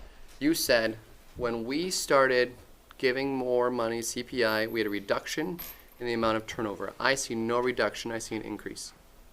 Or is that because it says turnover employee trends? We have more increase in employees leaving the district since doing what you said. However, we don't know that that's just due to this. I mean, there have been employees that have left for a multitude of reasons. Well, right. Yeah. The claim seems slightly off when I'm seeing numbers that are still. However, that's the trend in multiple careers. Absolutely. I mean, we're seeing more turnover with employees in the industry. Second, do we have an HSA or flex? You had mentioned there's some kind of something, you alluded to it, but can you go into that a little Absolutely. Beth, the HRA? The health reimbursement arrangement. So with our deductible, employees only have to pay really a portion of that deductible because we reimburse them through the HRA account, and that is something that the districts offered for a number of years. Because it was, if I'm not mistaken, we're increasing to 1,900 from 1,600 out of that, and then we're splitting it, right, for a single. I'm going with single. Yep. So we're splitting that, correct? So we would be at that 1,900. If we approve what we're proposing, it'd be 1,900. How much of the 1,900 gets reimbursed through the HRA? So the Or zero? actual deductible is $3,500, Okay. and so the employee on a single plan would be reimbursed $1,900. Okay, so it's just the district splitting it with them. Exactly. Right. So we don't have an HSA or a flex spending account available to our. We do. Well, it's available, but we don't give anything to that, correct? No. Okay. Well, we do have an HSA account where we contribute either up to $600 if an employee participates in our wellness The program. wellness incentive. Okay, but not like here you go. No. We don't No. have anything like that. No. Do we have any, you don't take our insurance, we give you X dollars? Cash in lieu, Yes. $2,400. Okay. And how many take advantage of that? Good question. Can we make it more appealing? We could. Would we want to? When we're looking at these kind of increases. We could look at that. Yeah. Yes, I think that's Incentivizing it. cash in lieu, not take our insurance. So we pay them to appealing than go on So a we pay different them plan. not to take That's our as insurance. if the spouse had insurance. Because, for instance, where that would make sense is, say you're a brand new person out of school. Out of school. You've got insurance companies know you're not going to need it for 10 years unless you break an arm or something like that. Then $2,400, that still probably only cover a quarter of it. But to Alex's point, those people might opt out for 5 years, saving us a substantial amount of money in that 5-year period of time. Because because a single insurance still costs us probably 10 to 15,000 the district is putting in for that, correct? Yeah, the family coverage is right around $2,100 a month. Right. And so then you consider, I mean, they're not paying a premium, it's just the high deductible that they're responsible for, the employees. So the district's already paying $2,100 per month for a family. We have to find some way, and this is coming from me as a father of 8, that, to find ways to reduce our, and like we're trying to deal with that through this other program, but how often will that be available to our people? Like, is it 8 to 5 when they're in work? Like, what does that look like for our people? Hours of service. Hours of service. Yeah. For Inovia, right? Yeah, so the regular hours of service are 8:30 to 4:30. However, there is urgent care, and they indicate that they will see someone within 24 to 48 hours. Our references are saying that's been the case. If it's a kind of an emergency situation, a lot of times there's a physician or healthcare provider on call to respond. Okay, so those will still be available to our staff. And just note too, Alex, if we do this, they will still have the opportunity to go to their Aspirus or if they so choose. Yeah. Commercials thing anymore. But we want to educate them to use this direct primary care because there is a benefit to them and the district. They potentially would be paying less. And it's a 1-year contract, so we have an ability to pilot and see what the ROI is and if it makes sense and what the experience is like for everyone that uses it. Right, so if they use the direct primary care facility, they pay $10 copay versus going to an office visit in their doctor's office could be $200 plus Preventative is still covered at 100%. at 100%. And there's no copay even for that. if they don't use the direct, going to Yes. Aspirus or whatever, that's still covered. Mhm. Dennis? I had a couple of comments and a couple of requests. First comment is as I looked at this presentation and recommendation that's put on by administration, it's obvious that the administration has put a lot of work into this. I think it's also fair to say that they've listened to stakeholders. Sometimes people like myself would have temper tantrums, but I think they did listen to people. You can never do everything, but I think that many people look at this and say that's some good steps forward. So I want to thank the administration and for those board members who advocated for this. The one request I have is I know that the Inovia is, I know it's a really novel idea, a new idea, at least in the area. I know that and I think in Wisconsin, correct me if I'm wrong, but I think they've been in existence since 21, I believe, 2021. So it's fairly new. And in our community, I know we have some of our esteemed employee groups or businesses that use it, but as far as numbers, we would be a dramatic addition to that. And I did visit it over, last week I did visit the offices, and I was pleased with what I heard, but I'm also a little apprehensive of what it looks like when we put 1,000 more employees in there. So what I would ask of the administration is two things, is that on a quarterly basis, if you could just kind of report what kind of experiences, because we're spending $500,000 on this, what kind of experiences our staff are receiving, and make sure that we get that input and also Inovia gets the input. And the second thing is just what kind of savings that we are experiencing. Hopefully it'll be many times the return on the money. Right. But hopefully it won't be a loss on the money. But I think it's important enough, and especially since they're new, this is a new idea, this will be new for our staff, but I think it's really important that the board, because at the end of the year, we're going to be making recommendations towards, and I know we're going to bid out again, and I know that people's pencils get sharper at that point, and I want to make sure that we have good input, whether we should continue that or not. The other thing I have is I just want to put a little perspective on the whole looking at the compensation model. I think it's pretty clear that the community supports us in our endeavor to retain quality staff and to recruit quality staff. I know that I've heard from administration, board members, and stakeholders that the one task that's before us that's really going to have a huge input upon that is looking at that compensation model. We're kind of unique. Education, and for those who've been in it forever, it's a unique and consistent experience that educators come in at my opinion now, a rather low level, and then can work up to a modest level. But it's unique amongst public employees that we start at a low level and say in 25 years you're going to get to the top. We don't do that with our firefighters, our EMTs, our sheriff department, and shouldn't. I don't believe we should.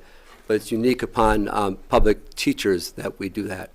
So I think it's really important that we look at that so our young employees, that when they come in, they're not looking at 25 years in order to get that top. I think at one time we were at 15 years, and I know that has all changed, but I am so happy that the administration recognizes the importance of that to our employee group, that we are going to visit that. The other thing that I hope that we do, and I know that you'll get input from the board for parameters and from our stakeholders, but the other thing that I think is important to look at is just that under our current structure, which is dramatically different than it was 100 years ago when I was in the district. But if a person starts at 45, our current plan is pretty CPI dominant, and it's hard for those people, once they come into our system, to really gain buying power since they're getting CPI, generally speaking. So I think that if we're really serious, and I know we are, about retaining our staff and rewarding our staff and valuing our staff, I think it's very important that we look at that model. I would like the administration, if the board so sees it, that I'd like the administration maybe by January next year to have a reporting of their recommendations and findings so that we're moving promising towards this. But thank you to Beth, and I know that you're the first person that I heard say how important that was, that we look at it, and you obviously deal with it more than anybody in this district. But I really appreciate that, and I appreciate the support from the administrative team and also from other board members to say this is really critical for our staff, and the time is due. And G, if you don't mind, I'll steal some words from you, is that with the referendum, we're not getting rainbows and pots of gold, but we are getting the ability to prioritize how we're moving forward. And as I've said all along, if we're going to do something, now is the time to do it. We just have to decide what those somethings are. And in my opinion, this pay scale is priority number one. I think a lot of people would agree. Thank you. Thanks, Dennis. G? Oh, sorry. Judy. Go ahead.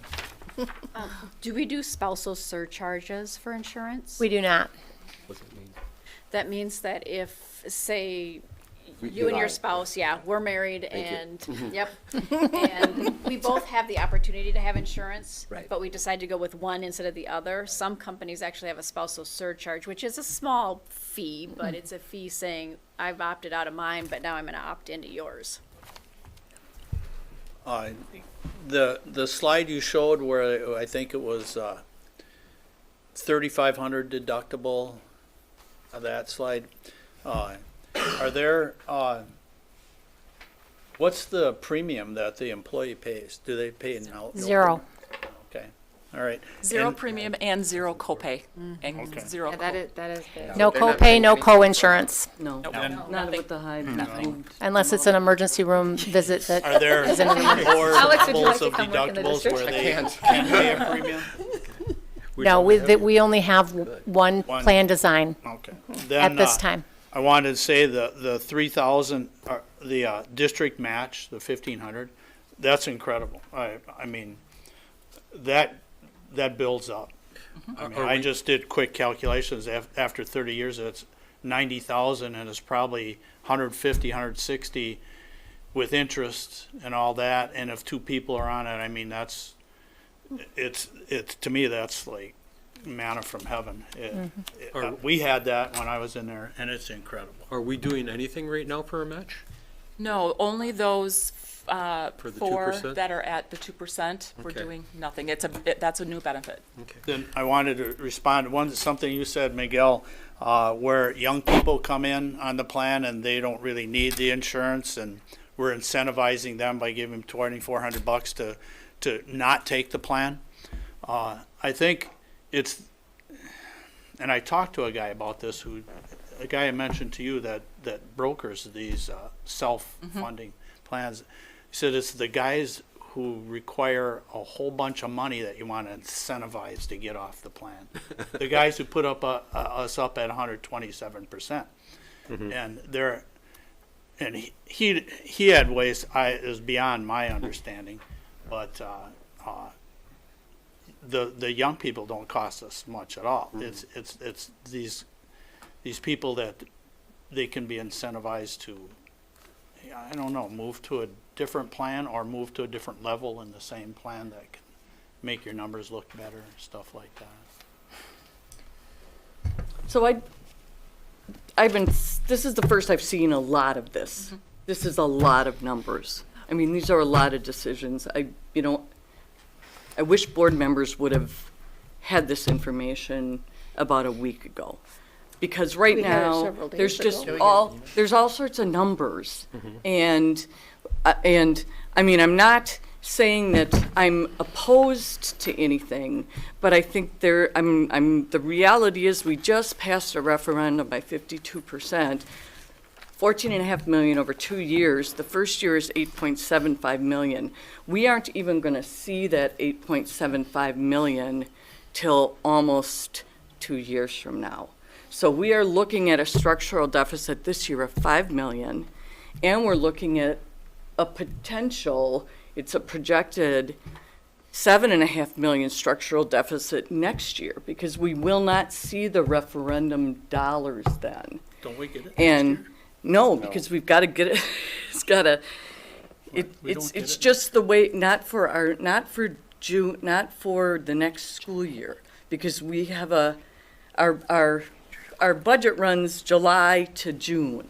Tom, do you want to come up and address that, please? So I guess, I just, again, for me, I think it's just real important that we have an understanding of how much money our district has and how much money our district can afford, so that we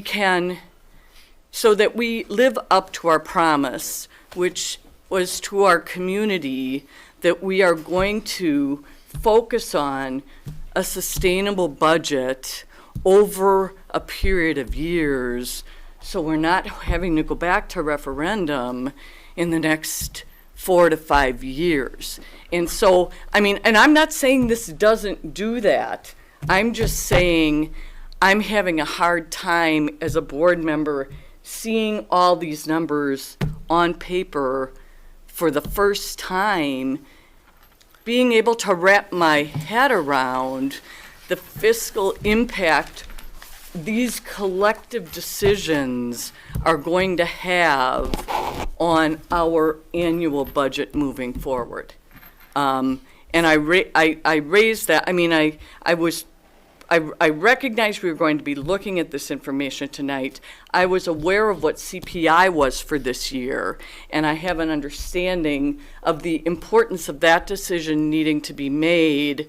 I recognize the importance of not having to issue contracts twice. We've done that in the past, and it's just a logistical nightmare for our HR department. But I guess my question is, do all these decisions have to be made tonight? I mean, is there the ability for us as board members to be able to have a better this is what we're proposing, and this is what it is going to cost, and this is what it's going to take from that 14 million that our community very narrowly approved for us. So I want to say a few words, Meg, and then I'll let Tom jump in, because we've already started having those conversations after we learned the referendum passed. This year is a bit different than most years because of the referendum. Frankly, if we wouldn't have passed this referendum, we wouldn't have been probably proposing much of anything for a salary increase, and we would have been making cuts. So I was not prepared to bring this before the board until we knew the outcome of the referendum. I sent it to you last Wednesday as quickly as I could after we knew the result of that referendum, and Cabinet, quite frankly, started talking about conceptually, and we'll start to drill down even more and include that in the budget evaluation update that we give each month. But Tom, do you want to talk just a bit about the referendum dollars? Okay. The referendum passage did not free us from making cuts. It freed us from making draconian cuts. We are still committed to making cuts into the future to replenish our fund balance and et cetera. I mean, we have to continue to look for conservative ways to save money, et cetera. We cannot let our foot off the pedal on that. But for clarity's sake, this year, coming up in the 24-25 school year, we will bring on $8,750,000 in new revenue limit authority. That will correct the budget for the 5.2 million shortfall that we are experiencing this year. Doesn't replenish that in the fund balance, that's still gone, but it brings the budget into balance because we get, we're gonna, of the $5.2 million that we have to replenish for the budget just to bring us to zero. Well, it's 7, but didn't we take 2.5 out this year, Tom? Say again? We took 2.5, did we take 2.5 out already? Did we take What is 2.5 out? What is our fund balance right now? Our fund balance right now is changing. It changes every day. Our projected fund balance is going to be about 17 million when we're done. And it's going to be 5 million lower than what it was at the start of the school year. We knew that. And it's going to stay short until we replenish it. However, the budget, we were 5 million short in revenue versus what we were expensing. So the 5.1 or 2 million that we're going to take out of the 875 brings us even with the budget. With this increase, that's going to be made up by our increase in state aid that's coming in, our increase, not in state aid, excuse me, revenue limit authority of an additional $11,325 per student plus the $742 per student, et cetera. So the projection, the preliminary projection for the 24-25 school year, next year, is break even. Okay. With this. Mm-hmm. We're going to break even with the potential of having some small amount, perhaps 800,000 or so, to move perhaps to the 46 fund or to the fund balance. And depending on the performance of the budget again, what happens next year, none of us have a crystal ball, but depending on the performance of the budget, we could have more or we could have less. But we're projecting a balanced budget next year. The following year, 25-26, is the first year of the new biennial budget. Lord only knows what the legislature is going to do. I don't mean that in a disparaging way. I just mean we don't know what they're going to do. They don't know what they're going to do yet. So that's really up in the air. However, there's another $4,250,000 in play there. There'll be some type of a salary increase that through the Employee Relations Commission and through the process that they'll determine what CPI will be at that time. So there'll be some additional monies that will chew up whatever the legislature gives us in terms of improving the revenue limit and the 4.25 costs, et cetera. There may be an opportunity in that second year to get some monies to put back into fund balance then. But as I said, the referendum just helped us avoid draconian cuts. We still have to keep our foot on the pedal to make cuts. So taking it just 1 year at a time. We'll be in balance. Expect us to be in balance for the next several years. We're not going to be $7 million deficit anymore or anything like that. Starting this next school year, we should be in balance, et cetera. I like what Dennis said in the opening remarks. This really fits into the theme and the mission of what we were looking to do. And essentially, this is only a CPI raise in the proposal. What you've done, I've seen, to help increase is the match, and you've kind of changed some different things with the sick leave, which is frankly a smart and good move, because these are the kinds of things that we need to do to indicate to our staff and our teachers that we do value them. I think it's a great proposal. Thank you, Ted. Barb? I guess I have a couple of questions. Is this for all employee groups? Well, I would recommend all employee groups except for the superintendent. I think it would be wise for this board to act on my salary increase in June when you do my evaluation. So I would propose all employee groups except for me. Didn't last year we just do administration separately from? Administration, I will bring here, and the board will see those before we give administrative increases, which, we've brought that here before, but I don't know that you've seen the exact dollar amounts, but you will before I share with them. And just to show you the kind of flexibility, and I think it's wise and appropriate to give our superintendent that opportunity, but they'll look at the comparables, for example, administrative group, where do we sit with our comparables? If we have a group that is significantly lower or lower than their comparables, she may want to move money in that increase to that area. If there's a group or a particular position that is, exceeds the top of the schedule, let's say in the area, then she may want to look at treating that individual or group differently as well. But I think that's information that obviously Dr. Owens and our administrator will look at in terms of making a recommendation. And she'll bring it to us. And honestly, if we see something that's just out of whack for us, then we can address that. But I think she should have that authority, and to give that authority tonight is definitely appropriate. Yes. Well, what we heard a lot during the referendum forums and everything was the, salaries of administration. And I love and respect our administration as much as anyone does. But what I would like to see is, put our money where our mouth is that the phrase? And maybe cabinet could freeze their salary for 1 year. I think it's important to, I'm sorry. Then the public will at least have been heard. If we keep building and building, then we're not really trying to, as Tom said, we've still got to make some cuts, and that's one place where our community thinks we're overspending. I think it's real important to look at where our administrators are relative to the comparables. For example, I'll give you an example for our elementary principals. I believe if you look at our comparables, we probably are at the lower end of the area, if not amongst the lowest end of the area. So when we say free administration, that's symbolic, because some people look at that like $100,000 for a principal's position, and they go, oh my gosh, that's way too much money, not knowing what the person does, not knowing what the role is, and not knowing that you can't go to, I worked in a lot of small districts, and that number was definitely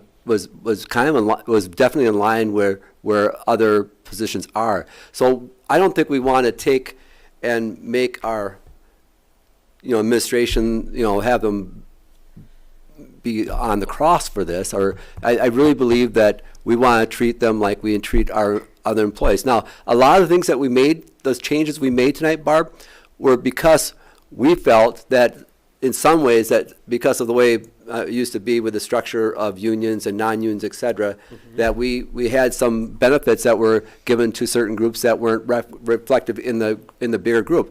That's why we're seeing a number of the changes that we have here. Sacrificial lamb is what I was looking for earlier, but I don't think we want that to happen. On the other hand, let's say that the position X, they're at the very, very highest of the area. Well, then yes, I would expect that Corey would come back and say, you know what, we're already pushing the edge on that one, because what we don't want to do, I don't know what position, we want to say whoever, if that person's already at the top and we continue, pretty soon they're way beyond the top of the schedule, and that's where you have an issue. But those big numbers that people are seeing, if you look at Century, well, you'd be flabbergasted at the big numbers there too, because you don't know what the job is, you don't know what the comparables are, and it's really unfair to look at an administrative group and think, okay, well, we'll send the district a message, because some of the same people that don't like the fact that we pay whoever the position that they have, they probably think that $55,000 for a classroom teacher might be too high too. So I'm not in favor of freezing. I am in favor of Corey coming back, looking at the schedule and actually showing us, say, this particular one is low, this is the average in the area, or it's really high, and this is why I'm doing this. But I like to put that responsibility upon her in a realistic, fair, and equitable way of doing that, rather than punishing the whole administration because some people in the community feels that that group is overpaid without any idea of what they are actually paid and how the comparables are and what their role is. I'm not trying to be, because I was a former administrator, I'm not trying to be overly sympathetic towards administration. I'm just saying, Sure. you know, you don't want. In addition, I think it's important to note that we're not getting a slew of candidates for our current open administrator positions. So, I mean, if we do that, I would be very, very concerned that we're not going to get people to come here, and we could have people potentially take another job elsewhere. It's not tough to get a job right now if you're an administrator. So if I'm tracking, what I'm hearing is we would be motioning to approve the salary and benefits proposal for all employee groups except for the superintendents, which would be done during our retreat in June. Yep. And for the administrative group, we are giving you kind of the authority to, you would look at it as a whole, right? And that's where you would do the pay equity piece that both Barb and Dennis is referencing. Yes, and I would bring that recommendation back here to the board. For approval. Yes. Would you be comfortable with that, Barb? I think so. I just wanted to voice what Right. the community was telling us. Especially with a 48 to 52. Yeah. It was so close, yeah. My other equitable thing, I would like to see the employees get more for tuition as well. I know you don't want to take away from whoever's getting the 6 credits, the administrators, but $750 is going to pay for like 1.1% of a credit. Could we maybe do 2,000 for everybody, or some, or 1,500 or something? What does That's the a little 750 more. cost us currently? One UW credit, I think right now is $670. What's it cost us per year for? Oh, it fluctuates. It just really depends on who's taking Who's doing courses. stuff. Do you have It's really any hard. idea where like last year what it cost us? Do we know like utilization? So who's utilizing that benefit for that teacher employee group? And that's something we could consider in next year's proposal too, is to maybe increase that. Could we offer in-house credits through a university? Through CISA, can we do Lisa- something? Because less CISA 2 does money? stuff. Yeah, they used to do that. CISA 2 still does stuff. Can we get anything through CISA 2? We try. I mean, but Okay. still, there are people who But you'd choose. bring the instructor in and through some university or online credits. I know they're already there, A but lot more people are doing grad credit online. do Yeah. it in-house. So there's only one other district that's offering tuition reimbursement in our 5 comparable groups, and that's Wisconsin Rapids, and they're at $750, just like we are. The UW rate is $670 a credit. We had one administrator utilizing that this past year. So the amount paid to date was $4,380. That's for all teachers? Yeah. That would be for the administrative group. No, I meant for the teachers, the $750. How much is that costing us? I mean, maybe last year, maybe the year before, just some idea. Are we talking hundreds of $1,000s that we're spending on that? No. Or are we talking $15,000? Probably more like $15,000. And I would be in favor of what Barb was indicating of making that a little more. It's another fluffy number to put on. Could we? That doesn't get used very often. I would agree. But we're still paying for SPED. It's well put. ESL, right? SPED certification as well as, ESL? yep, Yes. and tech, Like technology. Oh, technology. And they add-on have to licenses. get their credits in order to Get to Jump. the next pace. Yeah. on the scale. And So we know that a Once- degree costs currently, I 14. think, what's that? 14 for a master's. 14,000? I was gonna say even more, because 32 times 750. Well, if you get Competent. like I got mine through W. Oshkosh and it was 14. I'm talking about a real university. I'm talking about UW Eau Claire. Anyway, yes, I in general, yes, I would be supportive. If it truly is 15,000 or that range, I'm saying, yeah, maybe we could kick it up a little bit and maybe encourage more people. Because some people would maybe want to take classes, but if you're starting out at 40-some thousand, now we're paying more for insurance, which I understand and I support that. But if we want them also taking credits, it gets a little tight, my opinion. Alex? So, I know how many other schools do not have a premium? Insurance companies. I believe that DC Everest, if they take the narrow network, they don't have a So premium. that's like the Aspirus Other than network. that, If they take the Aspirus network, it's free. Mm-hmm. yeah, otherwise, most of them have a premium. Yeah. So we're doing CPI for our teachers, and what we're trying to do is sweeten the pot to actually give them a raise, is to give them better benefits than our competitors. And equalize the benefits across the board. The benefits across Shucks. groups. It's, you know, I'm paying a lot of money as a premium as a teacher. You know, I'm, you know, granted, I have the narrow network, and so it's cheaper for me. But still, like, I have friends in other districts, and they're paying $300 every 2 weeks, kind of thing. Right. So I already view that as a massive Benefit. benefit. It's a great that benefit. would, in my 48 to 52% mind, say we're already giving them a $4,000 benefit every year by not making them pay. Come join us. I can't. But like we're already giving them this huge benefit, and so looking at all these numbers, 48 to 52, it's while I maintain that we have to keep and retain quality teachers. I'm a teacher. I get it. Right now, I see this as, the sweetest pot one can get and almost over the top I also, compared to what right. other school districts have. I just also, and I'll be the Scrooge, I mean, maybe I'm going to be the Scrooge, but 4.2% is a big increase. I mean, it is an increase. I recognize it's CPI, but I also recognize that there are a lot of people in our community that aren't going to see a 4.2% raise. So I understand the reality of just the societal pay structure for teachers.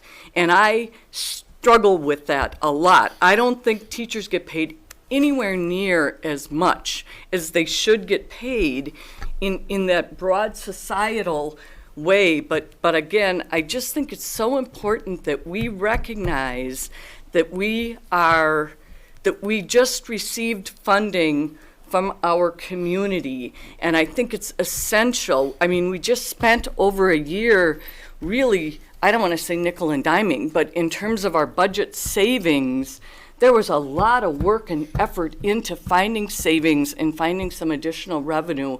And I think it's really important that we all have a clear understanding of how much additional expense the collective decisions we're making are going to place on our budget. Because as Tom said, we've all been there when the state hasn't given us anything but zero, in the last, six out of 8 years? And if the state chooses to give us zero 2 years from now, we are not going to have any more money. So I think, again, I'm struggling with the numbers we have now, but I think it's really important. I mean, I believe everything that people have put out here, and I believe it's really important that we recognize and support our staff to the extent we can. I also believe it's really important that we recognize that there are a lot of people who really are investing in our schools and who made that decision at the ballot box this past week to invest in our schools, and we just need to make considered decisions about what this is going to do to our budget moving forward year after year, because almost every additional budget or benefit put out here is going to grow. It is going to grow because more and more staff, and I'm not saying that they shouldn't, but they are expanding expenses for our district without any commensurate revenue. I respect your position, Scrooge. And I'll be Scrooge. But I want to play a little Solomon here, is that our community said, we support the efforts by the administration and the board to recruit and retain. We always can find reasons not to move forward out of fear, out of extreme caution, but we have one of the most experienced, knowledgeable business people in the state who says, we're going to be okay. Taking G's words again, if we don't do it now, what message do we send our teachers who I know were told over and over and over, this is really important to your future. This is really important to our mission as a public school in Stevens Point. We are doing this to make a statement to show them they're valued. If we come in now and say, oh, by the way, just can't do it right now, you can be guaranteed we will never do it, ever, if we don't do it at this point in time. So I'm a fiscal conservative, but I also know that there's a time to do the right thing, and our teachers, they're not getting, I mean, no teacher, yourself included, Alex, are getting a prime piece of steak. Our teachers are worth this this effort, and I don't think that, knowing the people who and the experience they have, they wouldn't put this forward if they didn't feel the numbers justified it. So I'm strongly saying we will take a vote, obviously, but I would strongly encourage my peers to support this. And that's the end of that speech. I think Miguel, so too. I'm sorry, Miguel was next. Yeah, well, while I don't disagree with what you said, Meg, one of the things Dennis and I brought up every time we seen the little pie chart, there was the 4 million there.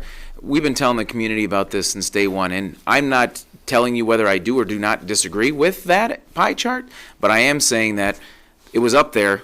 We said we're going to get, when we got that money, 4 million was going to go towards this stuff. So whether I do or don't agree with this, and whether I do or don't agree with you, 52% said, yes, we like that $4 million pie chart figure for this. This is what we said we're going to do. So even if I didn't agree with it, the community said yes to it, we voted for it, then so be it. And I don't think you're wrong, by the way. I agree with what you're saying. However, I'm more of a logical thinker in that the 4 million was there for this purpose, and they said yes. Again, by a narrow margin. So then, to your point, where I think the give and take is, then everything else that the board does from now on, you need to be, if it doesn't have a purpose that serves the greater good, and greater good meaning the most amount of kids, then you should think twice about spending that money. Because the teachers, it's like a football team, The football's the actual kids. You can't play it without it. And you've got the line, that's the teachers. Sorry, administration, but you're the general manager. You can still play football without a GM. But you can't play it without the football, and you can't play it without the line. So all the other expenses, that's where you find that $4 million somehow, some way. You got Tom over here. He'll figure it out. But that's on everybody else here to figure that out. But we already said we're going to do this. 52%. Yes, so to Alex's point, to your point, as far as fiscal responsibility, then be responsible with all the other money. Yep. More responsible with all the other money, I should say. Okay, so I'm sorry, G, and then Barb. Did and Ted then want to say something? Or you want to jump in? I was going to say that what Barb mentioned about it being symbolic. I think the CPI is symbolically showing that we're doing what we said we would do. In fact, if we had our way, we would actually go above the CPI. But this is a good compromise because of the way you've structured it. Yes. The 4.12%, the CPI, I would never call it a raise. They're not getting ahead. They're just staying even. There you are.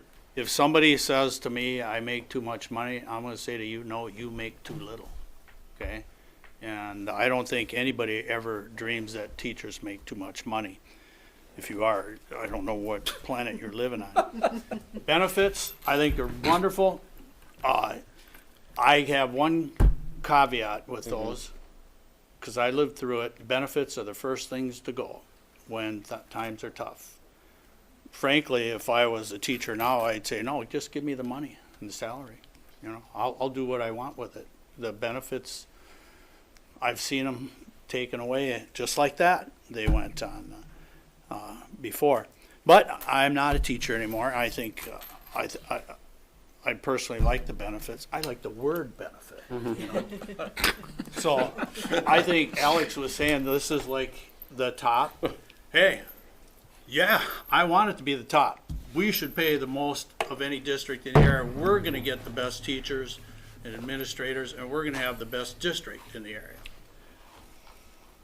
See, Tom, I don't care about money. No, but I don't mind being at the top, Alex. I think we should be there. And the other thing is too, doggone it, you pay people more, that money stays in the community. Yes. You know, it's not like building a building. Okay, the building is there. We spent all that money. Now we got to pay it back. This money circulates. You know, you pay Joe Blow some more money. They're going to go out and buy a car from some car dealer, and they're going to stimulate the economy. This money makes the rounds. Barb? I just have a question. On the sick leave payout, can people continue on the insurance and just use that money for paying their premium? No. So their insurance will end, depending on what schedule they're on. Normally for teachers, it ends in August, or our school year employees, it ends in August if they leave at the end of the school year, as long as they work the last day. Now, can they take that money and use it for health insurance somewhere else? Sure. Yeah. But not with our. Correct. They can't stay on the district's health insurance plan. Alex? But that sick leave money would go into account like an HSA, no? No, it's a cash payout.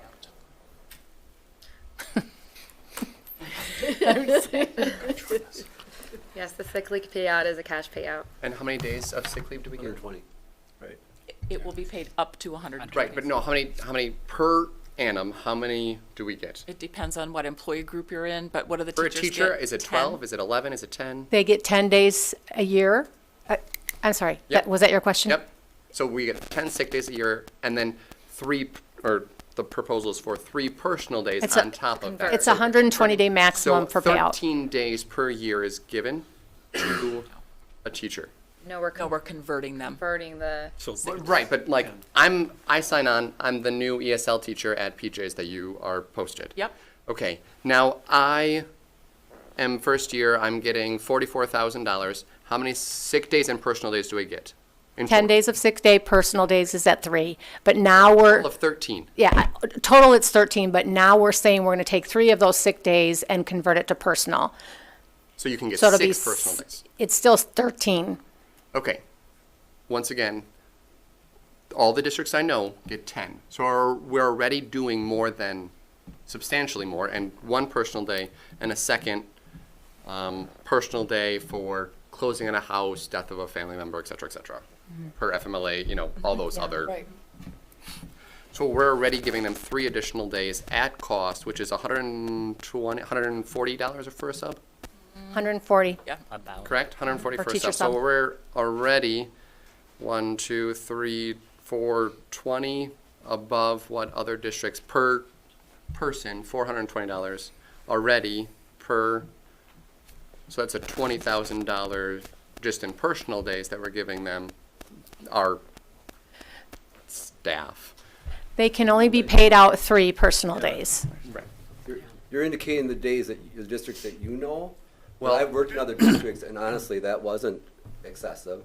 It used to be, I'm not sure what it used to be, but I'm not sure that if you did polling of the whole entire state of Wisconsin, that 10 sick days and 3 personal days is extraordinary. Really? Yeah. I think it's more the carryover, how much you can actually carry each year is really the differentiator. Well, 120 yeah, that's what now. I'm saying. I think now 120, that's a lot, and a lot of organizations are realizing that, okay, you can only carry over 10 60. days, 12 days instead of that, you know, Right. Bank. yeah. Yeah. So they reduce that bank. Okay, so we talked about a lot. Just trying to track where we are here.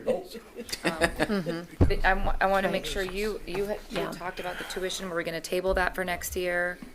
Like, where do we land? I would recommend that we do and include that in next year's, because we'll get a better idea of approximately how many people will be taking it and how much it's costing us. So I would you comfortable recommend with that that? we not only look at salary schedules, but then we look at that reimbursement for graduate credit. Okay.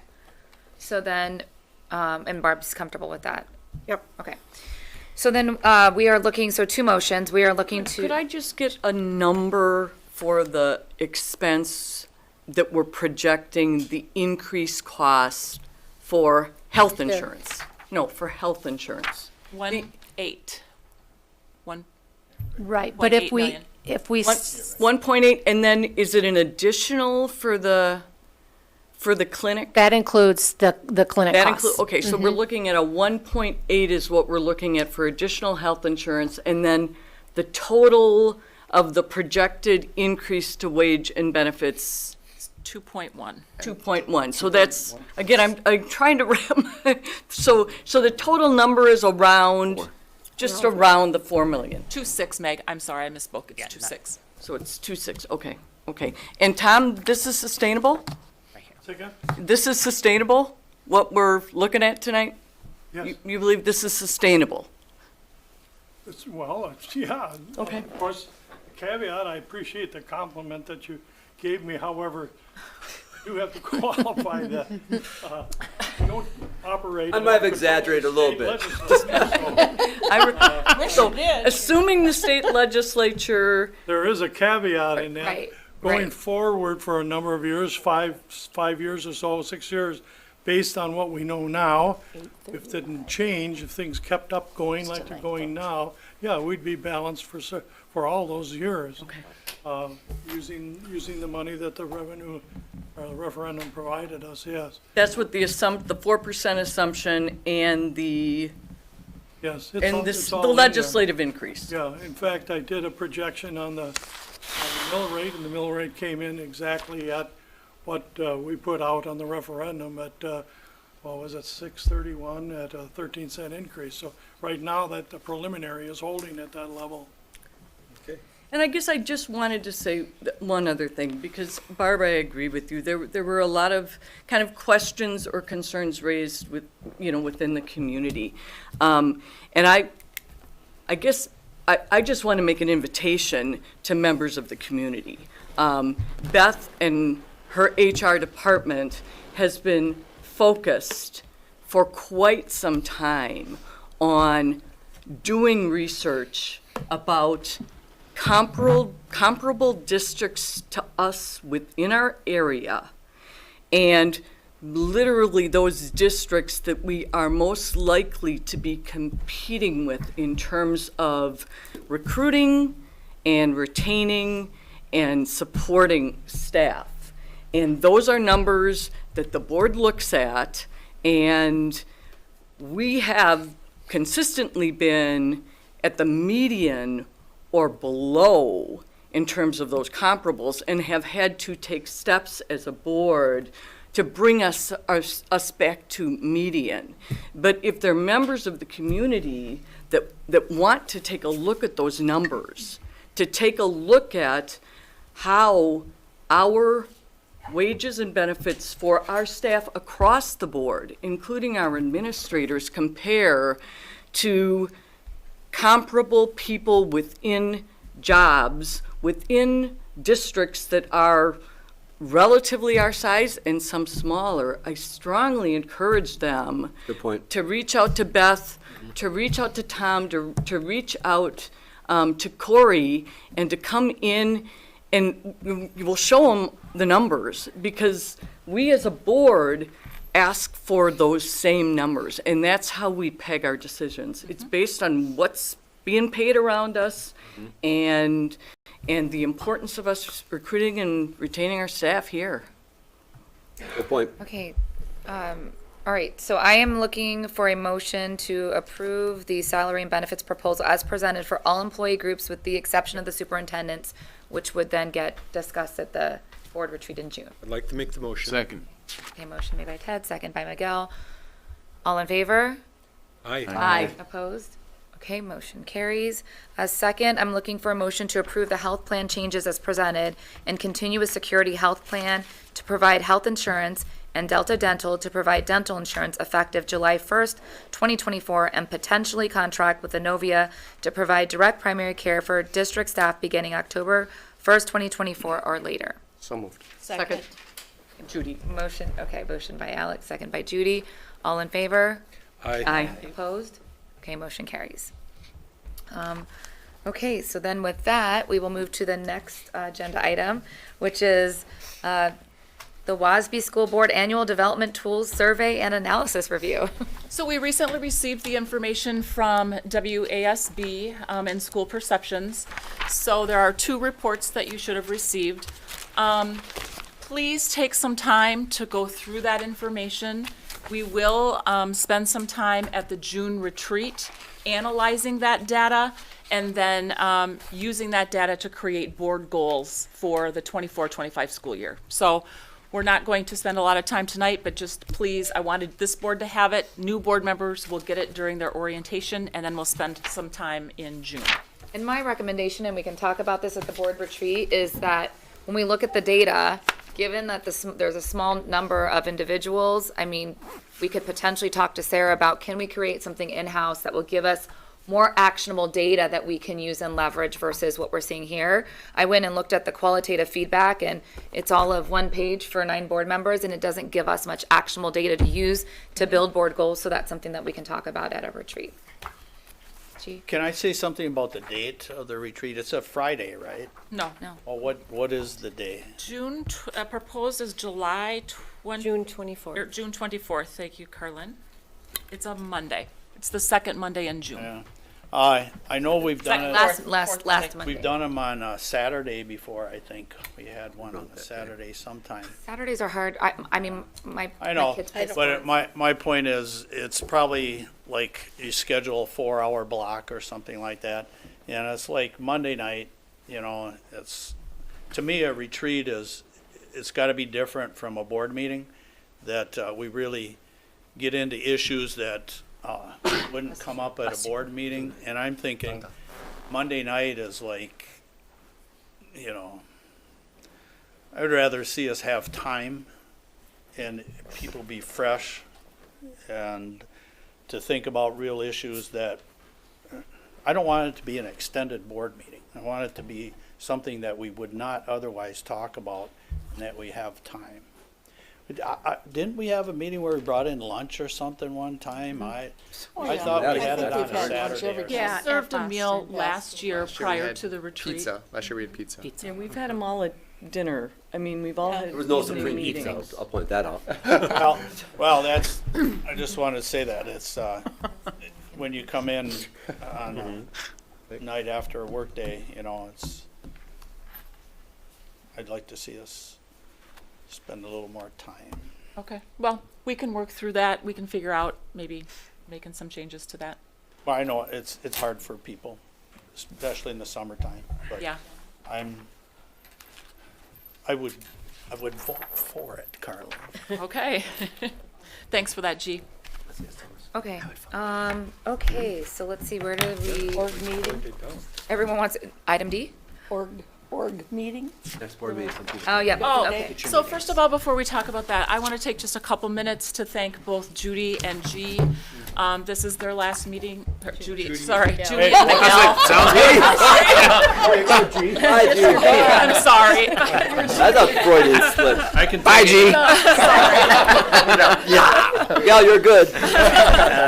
Judy and Miguel. Does the G stand for Gabriel? Because my name is Miguel Gabriel. Oh, okay. could work Judy that and Miguel have been wonderful board members. I appreciate everything that they've done for the district. This referendum was a lot, and a big decision for the board, and they both have been amazing board members. So please consider letting it in. I've been waiting. So I started, and this is a great meeting because this really, truly today shows that it's really strong and we are in a really, really, really good place. When I started 9 years ago, this would not have happened. This discussion would not have happened. Nothing would have moved forward.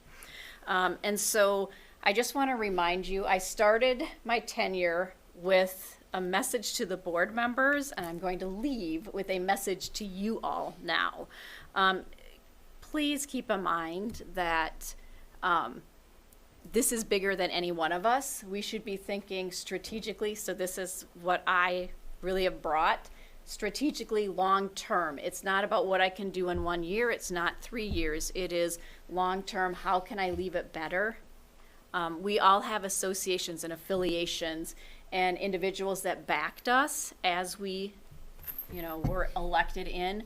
You represent everybody, every stakeholder, and make sure that you remember that. And all of these things, when you have meetings, keep doing this good work. For the new board members coming on, and maybe even some of us, one of the hardest things to know and understand is truly to understand what is a governance board. And that is really challenging because we come in thinking we're going to do a lot more and we have a lot more influence and impact and we're going to change the world. And we do in small ways because you are all role models, we are role models, and you don't even know how you impact other people. And really what you do, how you say it is going to make a huge difference because people will look up to this group. So I want to leave you with one thing that I always reference and refer back. It's really about governance of boards. I pulled together information. What do really effective governance boards need? And then the other piece of this is a little table of tasks that I encourage you to look at to say, what is really the one side? Nope, it's one side only.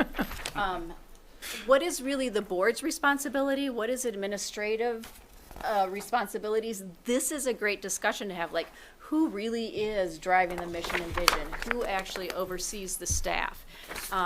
Great kind of level setting for the group. So use it, take it, get rid of it. It's up to you. I hope you actually use it, but this is something I go back to over and over just to remind me of what a governance board is. So thank you. I've enjoyed it. Thank you, Judy. I'm looking forward to seeing what all you're going to do. Thank you. Next, Judy. Michael, did you have? No, it's been an honor to serve the community and on this board for the past year, so I appreciate it's been great working with everybody. I know we come from different walks of life, yet every time we come to this meeting, every single month after month, we become more solidified in how we work together, and it's great to see that we all do have plenty of arguments. There's no mystical thing here between how certain people think, etc. But to your point, Judy, we come here, we have a mission, and coming back to my campaign slogan, it's all about balance for me, and I think that's the most important thing for me in my life, and anything I do is even in marriage, it's this balancing act. It's teachers balancing time, balancing the naughty children with the not naughty children. Like, it's always this balancing act, and I think it's extremely, if I could think of one word, it's balance. Everything that you do, you should always, there's two sides. Where do you find a happy medium? Because you do serve everybody. You may be a certain type of way and think a certain type of thing, but half of the community doesn't feel that way or doesn't think that way. But keeping children at the center of it and remembering to balance everything out, I don't think you can really go wrong. You're always going to have the naysayers, but thinking in a balanced fashion, I don't think you can go wrong ultimately, especially long term. So thank you all. It's been a great opportunity, and I'll see you next year. Great. So the recommended, we've got a conflict with the reorg meeting date. Okay. I'm proposing, can we potentially meet on April 18th, which is a Thursday? Our two new board members are doing their orientation that afternoon. So we could potentially meet at 5 on the 18th. Can you make that? Would that work for board members? I'm seeing an Will is shaking his head no. No. No? Okay. Well, who cares? Let's go. Well, we want Yeah, you there. what would work, or what would, that day doesn't work, or that time doesn't work? My girlfriend has a scholarship dinner that night that I would love to go to. So, I mean, I can go.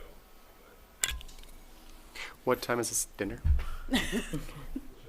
What are they serving? That's a good point. Yeah, what time, yeah, but that's a good question. What time Well, is how it? important is your girlfriend? And Right. Yeah, is this serious or not? She can Come come on, here. just be- 4:30 to 7. Okay. All Yeah. right, throw Can another, we do just that Monday night? What is that, Monday night, 22? Yeah, and, How about 20, Carolyn can send 23rd? out some dates. oh, do we have to do it by the 22nd, Carlin? It's like the fourth The week. board, Monday. the new board has to be seated. members have to be Yeah. seated Ah. by that, on or by that date. How about the 17th, Wednesday? I can't do this, I'm out of Oh, you're town. gone. Yeah. Can you do virtual? You know what? I'll be on a We plane. will So- propose some new dates. Yep, So that'd be is- good, because then we so- can check our calendars. So by, do they need to be sworn in, Carlin? Yes. Do we need to Yes, do they the have to be seated. organizational by the 22nd? No, it's. Do we have to do the reorg by the 22nd? They have to take their oath and be seated by the fourth Monday. Okay. In April. So the question would be whether we could, I don't know, if nothing else works, an option could be to just do a real quick meeting seating, and then doing a reorg at a time when everybody is available. That, it just might be an option. Okay, we'll throw some ideas out. Be watching your email, please, and then we'll let you know once it's determined. Okay. All right. I move that we adjourn. Second. All right, thank you, have a good evening. All in favor? All in favor? Aye. Opposed? Thanks, everyone. Details. Questions for you? Details. Semantics matter.